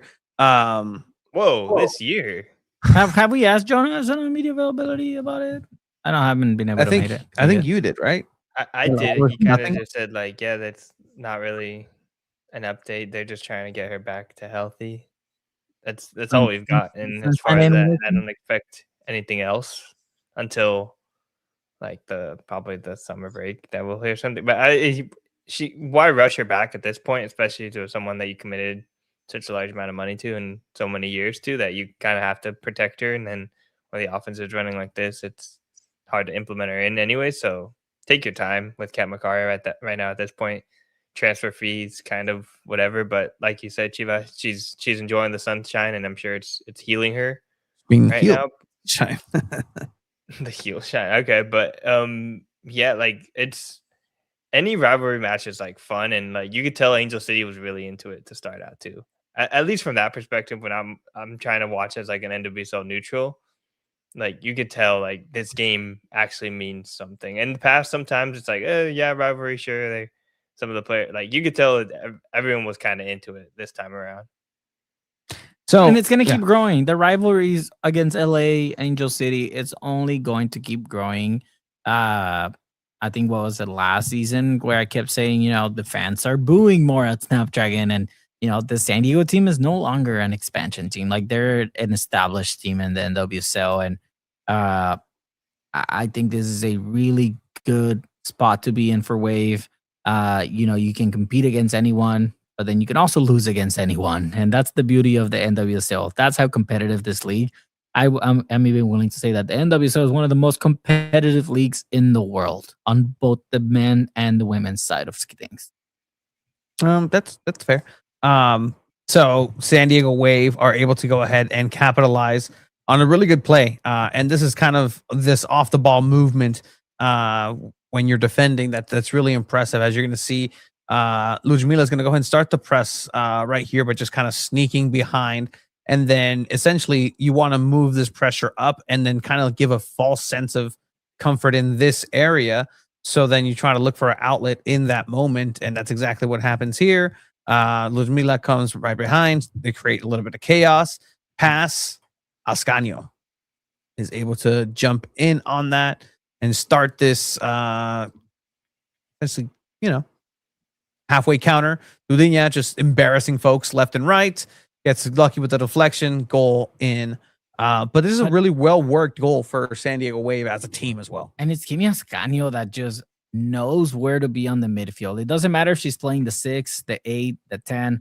Like, she knows exactly what she needs to do when she gets in any situation. And I think that's why she's probably one of the most valuable players you have in this team as well. At just 17, 18 years old now, like, Abe, just tell me what you thought about this goal. Yeah, Kimi is like you say, Kimi Ascanio is like so versatile, and that's something that you don't realize is important until you like have it, and you can just like move the little like her little mark number on the whiteboard. I'm sure is getting moved around a lot by Becky Tweed and Jonas Eidevall, and like to trust a young player like that is something that most professional teams can't say. But she's performing at a high level, and Dudinya is still just performing at like it's MVP caliber, and it's from a Brazilian player that isn't even like doing the craziest like skill moves. It's just like quick dribbling that just drops everyone on their butts, and it was just really cool to see. Especially like Angel City's defense has gotten a lot of credit this year, and they've like done really good. I mean, Emily Sams is a great pickup, and then Sarah Gordon's has been one of Angel City's most important players over the years, and to like embarrass both of them like that, it was really cool to see. So people have been asking why Didi back over Freeman, and I think we were pretty clear, and Jonas was pretty clear that there was moments where Freeman could have done much better as well. And then you kind of look at what Sheridan's been doing. She had a great stop on Barbara Banda this last weekend, just contributing. But then there's moments at the end of the day where it's just little things that just happen. This is the second time I see it where she just doesn't commit to coming out for the ball.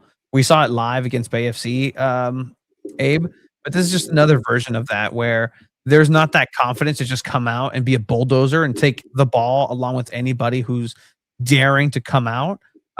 It's a good ball, but essentially, you stop midway. It's honestly also a really good ball and a good run in as well from Angel City. But I think it's salir, güey. Like, you have to come out and like she's stopping right there. The ball's gonna bounce here. If you move up even here, you open up your angles and you give that.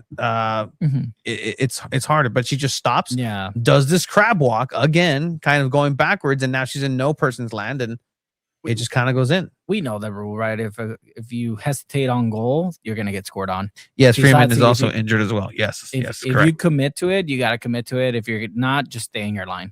Mm-hmm.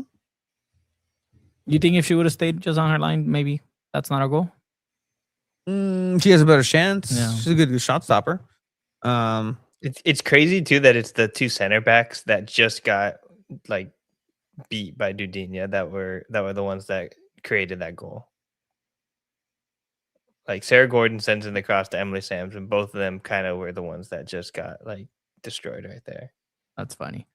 And the good thing for San Diego is that they were creating, like they were being the team that was looking through different spaces, creating angles, opening up windows, but also again you see a confidence in Wave that they're just going to get the ball back at some point. They're going to manage to get this ball back, and whether it's bouncing throughout, whether it's just being able to go ahead and get a foul committed, they come back and they restart play quickly because they want to keep that tempo up. They want to keep the opposing team on their heels. And it seems like they have the fitness to do that. This is what Jonas Eidevall was trying to work all last year on, but the fitness level of the players just wasn't there to meet that play style. And here they're able to go ahead and meet it up, and you find this. And this is exactly just another version of this play style that has evolved into what it is. Getting a foul, possession, restart quickly. Let's get the team not positioned correctly. And, an incredible cross by Dudinya, just dropping it in there. and then Mimi Van Zanten, a rookie, great header, connection, goal. Yeah. And something real quick that I feel like I haven't talked about or mentioned when thinking about this goal. Obviously, Mimi Van Zanten makes the perfect run, gets in the perfect spot, but Trinity Byers came on in the 46th minute just to start the second half for Ludmila. And like she was like really, really good and like kind of about the same speed as Ludmila. At least it looked like the same speed because of how tired Angel City was, and just really like pressing high and making it like really tough for Angel City, and they always had to like worry about her. And I think when you look back at this goal, you can kind of see like, oh wait, there's a lot of people getting drawn toward Byers up there at the top, and it kind of opens it up on the outside there. So I think it is a pretty like great move by Tweed to put in Byers to start the second half. They asked her about it post game too, and she kind of was like, they're like, "Oh, you're gonna take credit for that, basically," and she was like, "No, this is something that we've talked about. Jonas and I have talked about." She kind of shut down anything as far as like, because they asked her about like what are her future aspirations as potential head coach, and she was just like, I love being assistant coach right here. Nothing's never say never, but she was really like appreciative of Jonas and what they've been able to create here. And I think they've created something that's worked really, really well, especially this year. I agree. And it's a healthy place for a team that's worked for about a year and a half to get to the spot, and it's finding its rewards, and it's honestly shutting mouths up. And I think my mouth up for sure. At least when before the season started, you see names start to leave. You see some of the marquee players not in the squad anymore, and what that means for a team is that you're gonna go ahead and go through some growing pains. And it seems like they had already gone through the growing pains, and now we're ready to just go ahead and execute. They just needed a couple of pieces to go ahead and really make this work. I mean, Adriana Leon still on this team. Like if she ever, kind of comes back up into form, that'll be interesting. But Wave are in a good spot. They are in a really, really good spot. They're at 6 wins, 3 losses, and they are going to face probably one of the most challenging games that they've had so far. But go ahead. We can play this before we talk about the Washington game on Friday. You just had to believe, Tony. And you know what? You know what, Sirens? You know what, Tanya? You believed. You believed, and y'all are being rewarded. So much so that, you guys are really being that engine for the group, and the team is really responding. So good on you guys and y'all for that. Real quick, mentioning it was really cool to see the post match pictures too of like BMO Stadium was just like completely empty, and it looked like the Sirens kind of took out, like, even though it was like the group of supporters up top, it looked like there was just only Wave fans left because of how quickly it emptied out after Angel City lost.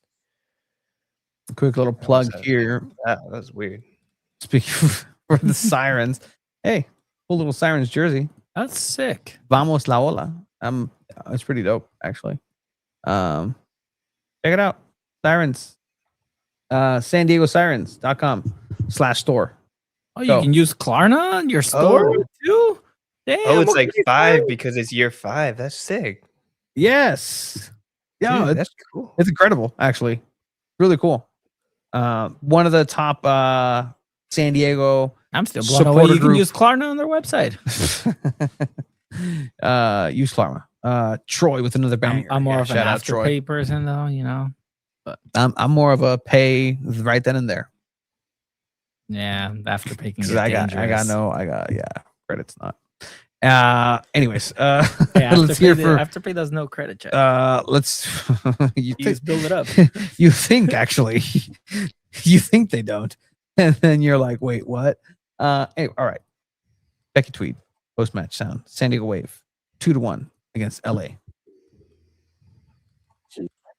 Yeah, I think we went into halftime a little bit disappointed.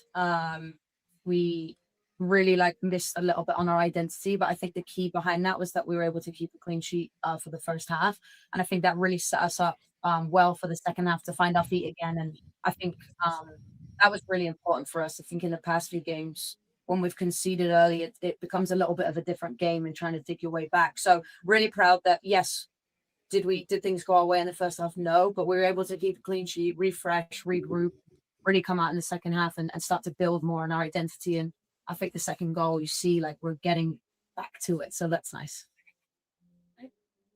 Back there? Yeah, just speak out. Sure. Yeah, go ahead. Derby's never easy.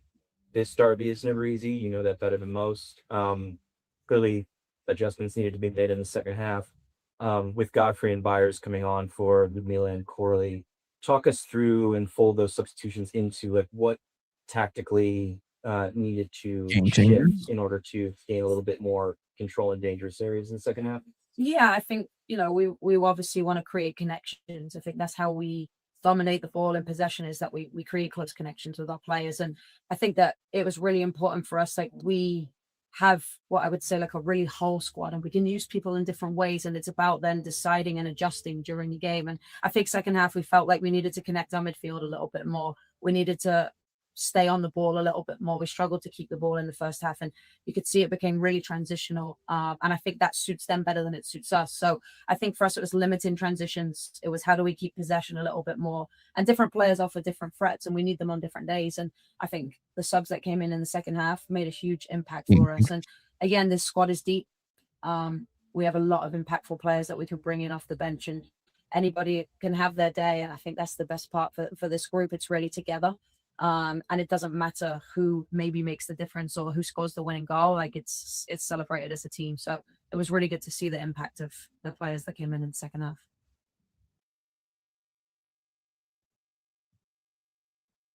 She's fine as an assistant, she says, but she did a fine job for sure. Hi. Sorry. Abe? Sorry, I was reading. I thought you were going to read the Brad comment. Oh, okay. I'll read it. I'm very late to the party, but my hot take, Byers is much better fit for the 9 for the style of play. Start Byers, move Ludmila to the wasteland right wing, and see what happens. The wasteland. I think I agree. I like Generally. that. I mean, Leah Godfrey. It's hard because then you kind of take Leah Godfrey out, unless you take out Giacorli or you take out Scagno.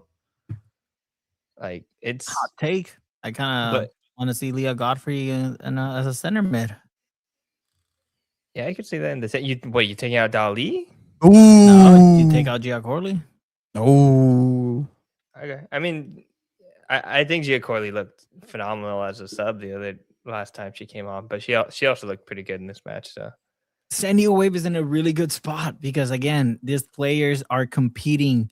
And when you have that healthy competition within the team of everybody playing at a good level, your team is going to be really good. And that's just the fact of it. And then when Macario comes in and she's healthy, that's when it's going to get interesting as well, because it depends on how she comes in. If she's going to be playing at the level that she used to be playing, great, more competition, and probably takes the starting spot. But I don't know, babe. This Wave team, is it everything that you expected? Probably not. no, it's better because I don't think we expected them to be this good. But they're running like a train right now, but they're running into a even faster train in Washington Spirit.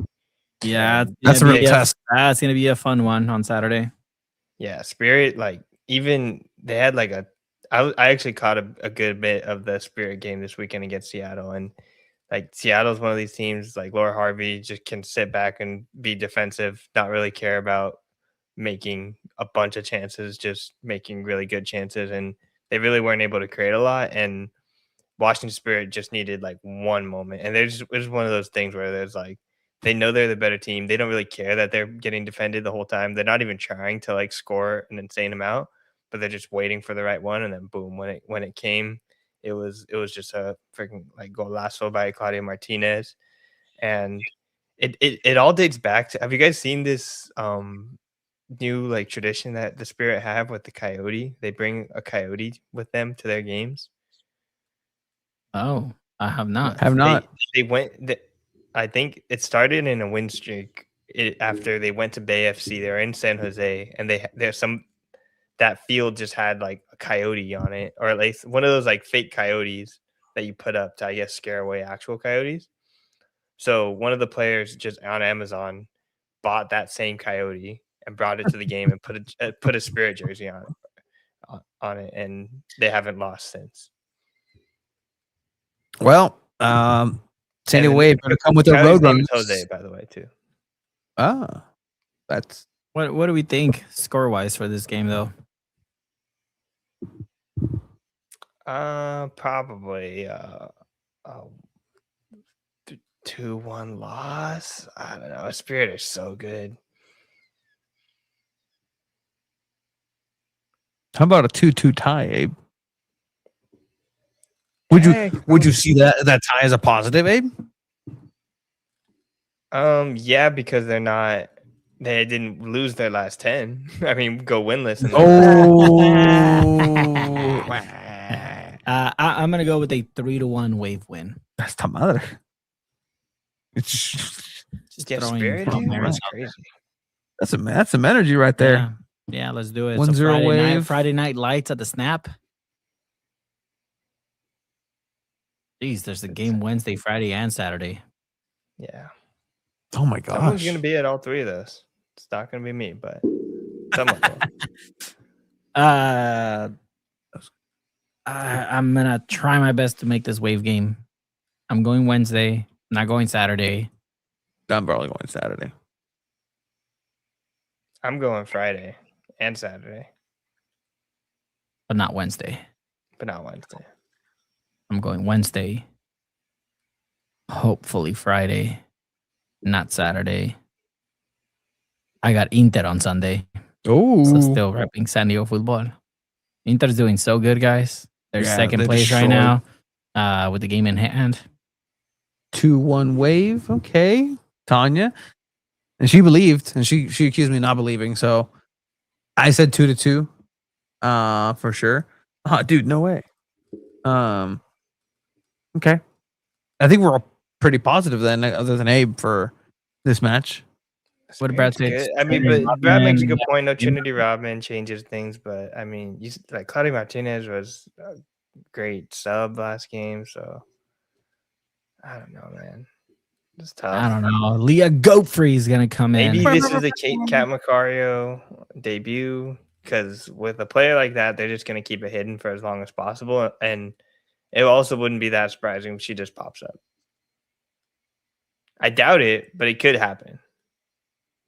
My commentator Waterboy application got denied. You denied him for I Inter? didn't get any applications. The system did not give me anything. Did you see anything? I just see him be accusing you of something. So I don't know if he's accusing me. Real quick, 619 Soccer DM'd me that. I forgot to respond, but he made a good point. San Diego Wave beat Utah Royals to start the year. I think it was the second match. Utah Royals haven't really done bad since. Utah's top team in the NWSL right now, surprisingly. It's crazy. Utah's really good, man. Looking back, that is a great win for San Diego. Is this their second year, right? Utah, they're their third. They joined in 2023. Third right? year Or 24. Junior Thrive. I don't know. No, did they have back-to-back inaugural teams? No, it wouldn't have been back-to-back. Last year there were no expansion teams. It was but Utah technically was they used to be a team and now they came back into being a team. So true. What? Consistently. Tomer's webpage. You ever seen that? No. It's one of the greatest episodes of The Simpsons. Tomer's webpage. Speaking of nonsense, hey, did you know that Mexico won the World Cup? Oh, see? They did it.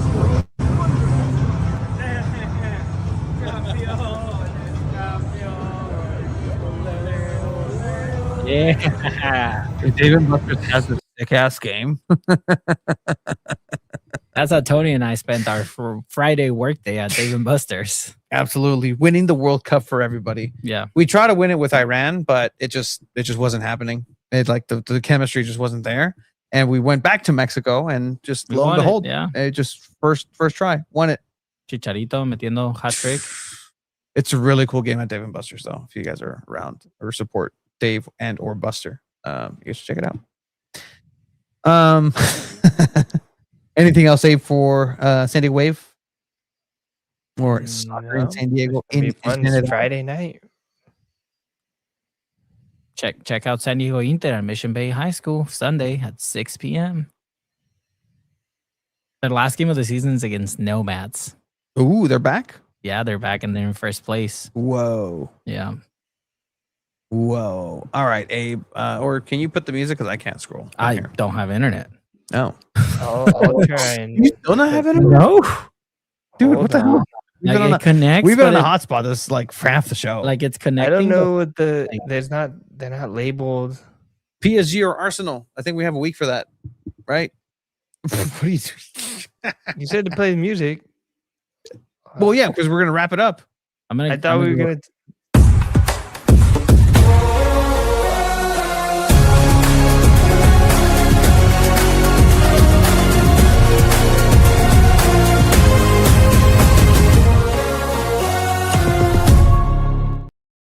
Awesome. That's our exit music, actually. But I thought we were gonna talk World Cup. Let's talk a little bit. Let's talk a little bit World Cup. I know we're gonna change it. Let's talk about the drama that happened with the Mexican national team last week. I'm so glad because this was so interesting. And for those of you who weren't aware of what happened, right? The Mexican national team, for some reason, before a World Cup, a month before the World Cup, they do a concentration where they call up some players from the Mexican League. Some players are on trial to try to make the last minute slot. And that's a thing where they're going to play 3 friendlies before the World Cup, whatever. Cool. They made an agreement with teams. The players that were called up were not going to play in the playoffs for the Liga MX. Chivas, so you all know, I'm Chiva, passionate. They got 5 players called up because they were so good this season. They got 5 players called up, meaning they weren't going to play 5 of their starters in the playoffs. Cool. Some teams lost 2 players. Toluca lost 2 players. They lost Gallardo, their captain, and then Alexis Vega, the other captain. So 2 of their best players. Then this happens where Toluca is going to play last week, Wednesday, against LAFC in Toluca. They lost the first game 2-1, was it? Yes, I believe so. I believe they lost the first game, right? And Toluca puts a request saying, we want Alexis Vega and Gallardo back for this game. The agreement was for the playoffs, not for CONCACAF champions. So the Mexican head coach says, yes, that's fine. Go for it. At midnight, the owner of Chivas tweets out, the agreement has been broken. I am demanding and telling my players to report to our training facilities tomorrow morning, this upcoming morning. Given the players right now, they were giving a vacation of about a week, and then they had to report on May 6th. This is already a week ago, right? Mm-hmm. They had to report May 6th to the Mexican national team. Chivas players report to the training facilities. There's footage of players showing up in their cars and everything.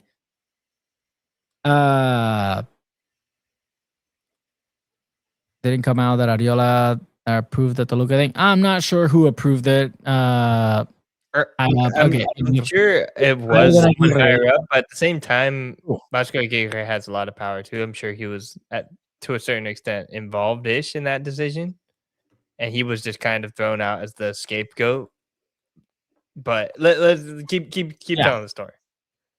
So then Mexican national team releases a statement saying any player that does not show up by 8 p.m. on May 6th will not play in this World Cup. Then head coach Vasco Aguirre has a press conference. And and says the same thing. We made a statement. This is what it is. Blah, blah, blah, blah, blah. Any player that shows up after 8 p.m. will not be playing in the World Cup. Cool. You see players leaving. Toluca doesn't get Alexis Vega and Gallardo. Players from Chivas leave the training facility to go to the airport, to go to Mexico, to make the training ground, like the thing.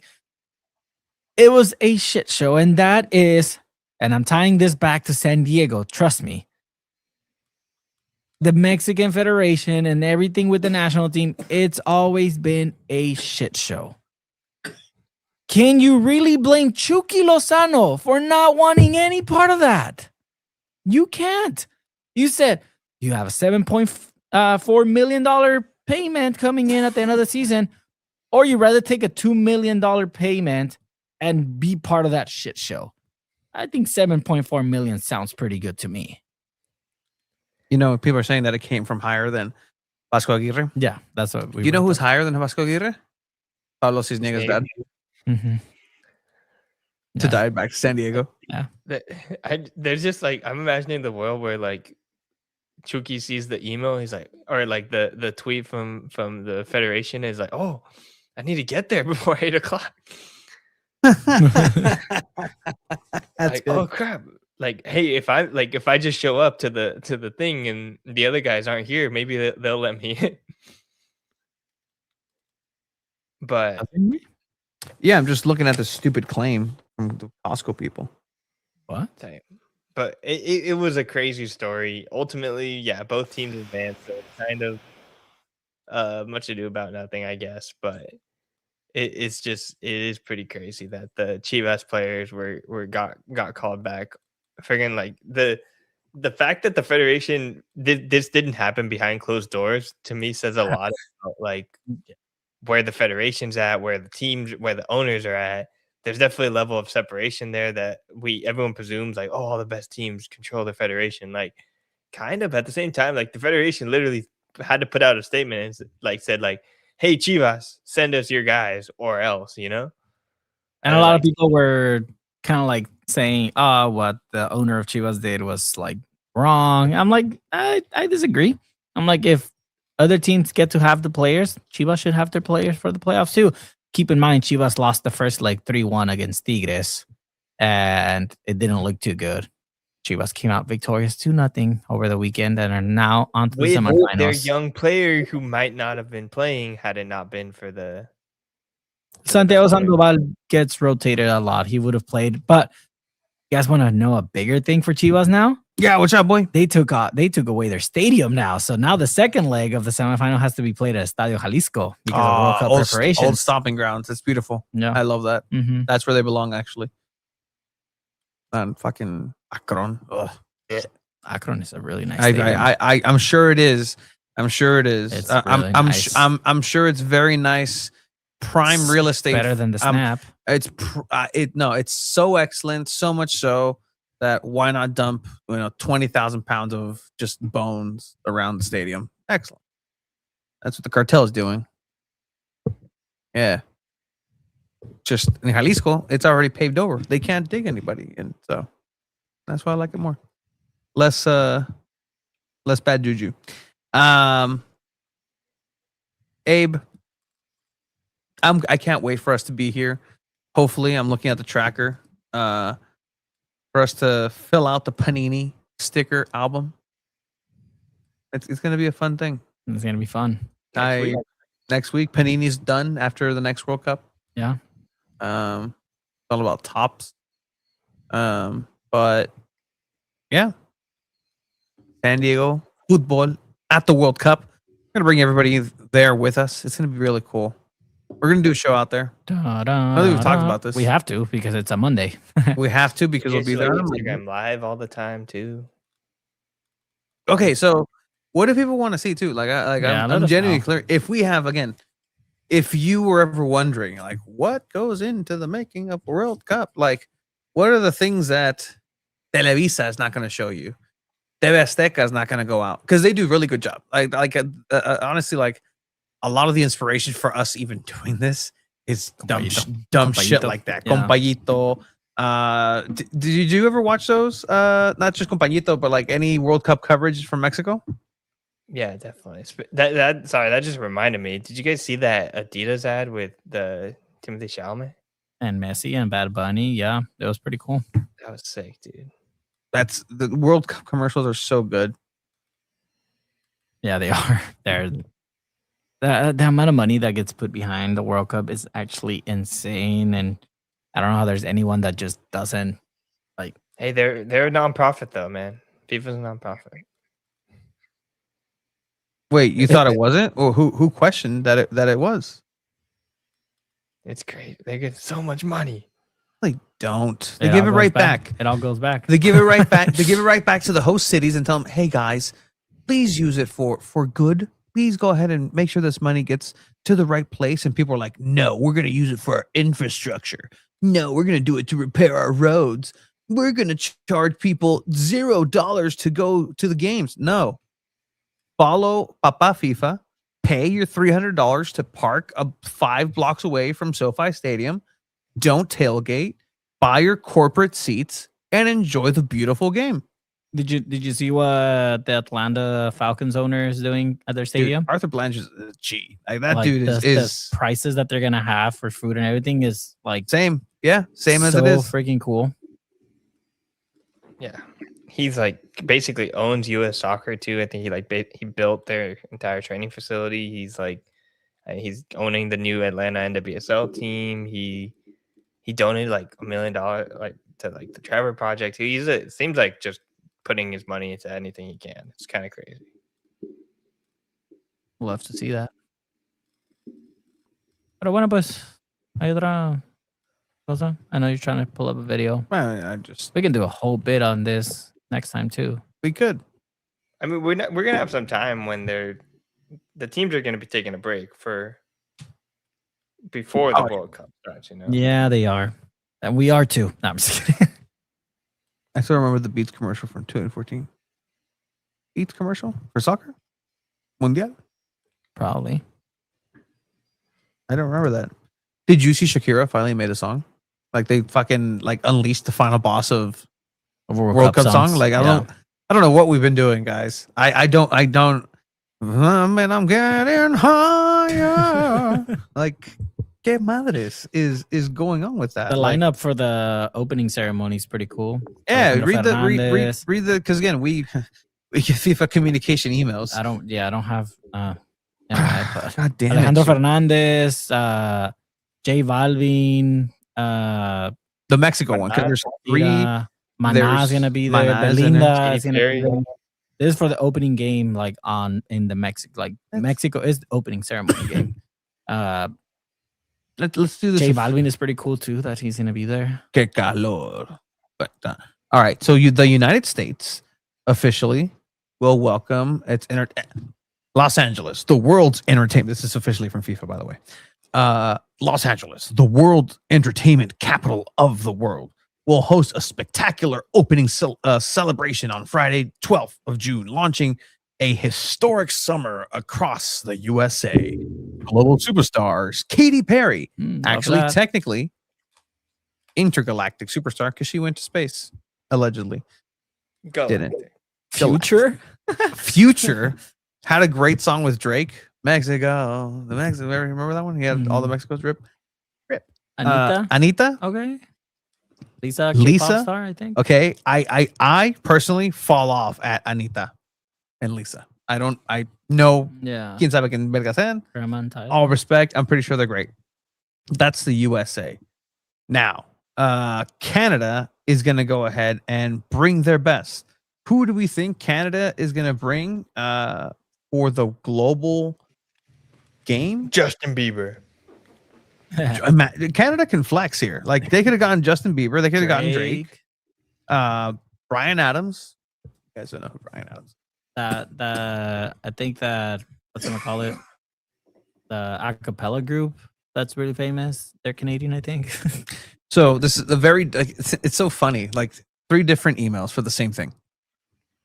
The other one was like the power of the capital of entertainment, LA. Here's the Canada's. Canada to welcome the world with star-studded opening ceremony for FIFA World Cup 2026. Opening ceremony in Toronto takes place on Friday, 12th of June, 90 minutes before kickoff.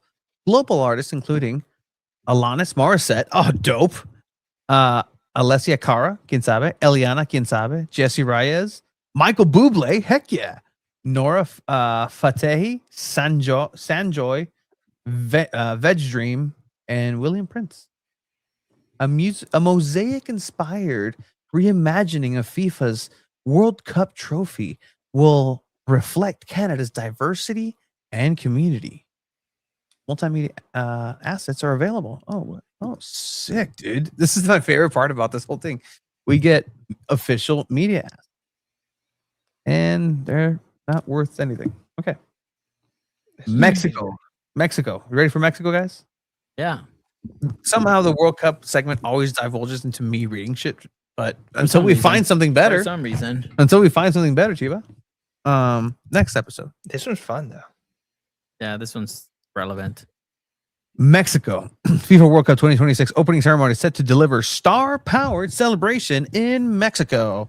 Mexico will kick off the greatest show on earth with an unprecedented opening ceremony. Alejandro Fernandez. Dope. Check. Belinda. Dope. Why So High? Danny Ocean. Dope. J Balvin. Dope. Lila Downs. Not sure who. No clue. Abe? No. Los Angeles Azules. Dope. Their song was all right with Belinda. It wasn't all that. But just on like catalog, like Los Angeles Azules holy is crap, dope. Yeah, like great, already. Great. How do you yes, Mana. That's the one I'm just like, why is Mana down there? Mana should Mana be needs to be like, okay. I think Mana's higher than all of them. I know the answer, but who did Belinda had to, to get it? It's somebody higher than Giovanni Dos Santos.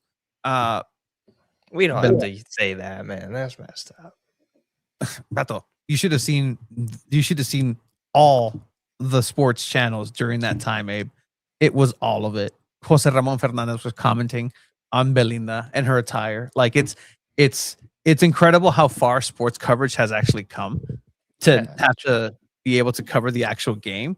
Where like in MLS, everything's just kind of in its infancy and it's so pure. Because it's all about tactics and it's all about this and it's all about that, but not the muck around just the drama around everything. Like go to Spain, El Chiringuito. You ever watch those clips when they're just like, it's like TMZ in soccer? It's pretty nuts. I will have to listen to Downs to see what they have. But yeah, that's Mexican culture to take center stage 90 minutes before kickoff through music, dance, and artistry, featuring indigenous talents and modern folkloric performances. I'm gonna have to 90 minutes. Okay, now I'm leaving work that day at 10 a.m. Get home by 10:15. Okay, I'm fine. What day is it? The 19th? Yeah. No, I just imagine Gil Mora coming out to the 17 años.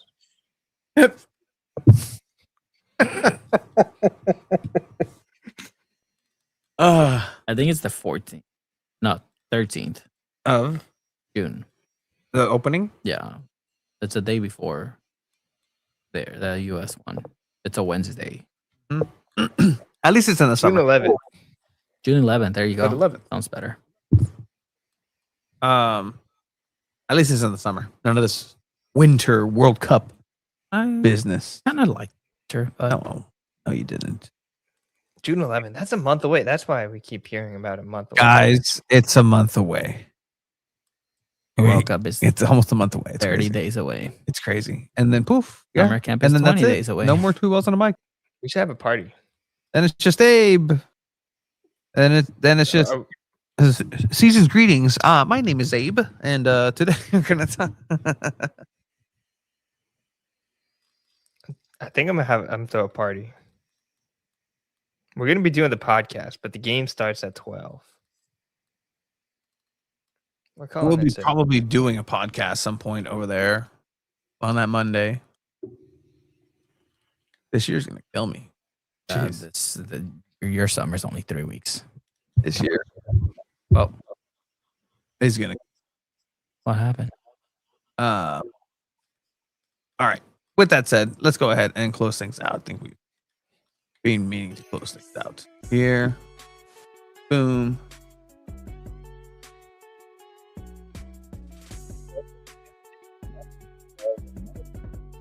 I have been one of your co-hosts here, Abraham Zabella. The Abe. Thank you for watching, and for Tony Sanchez and Alejandro Villaseñor Chiva, thank you for watching, and hope to see you guys next week. World Cup is in a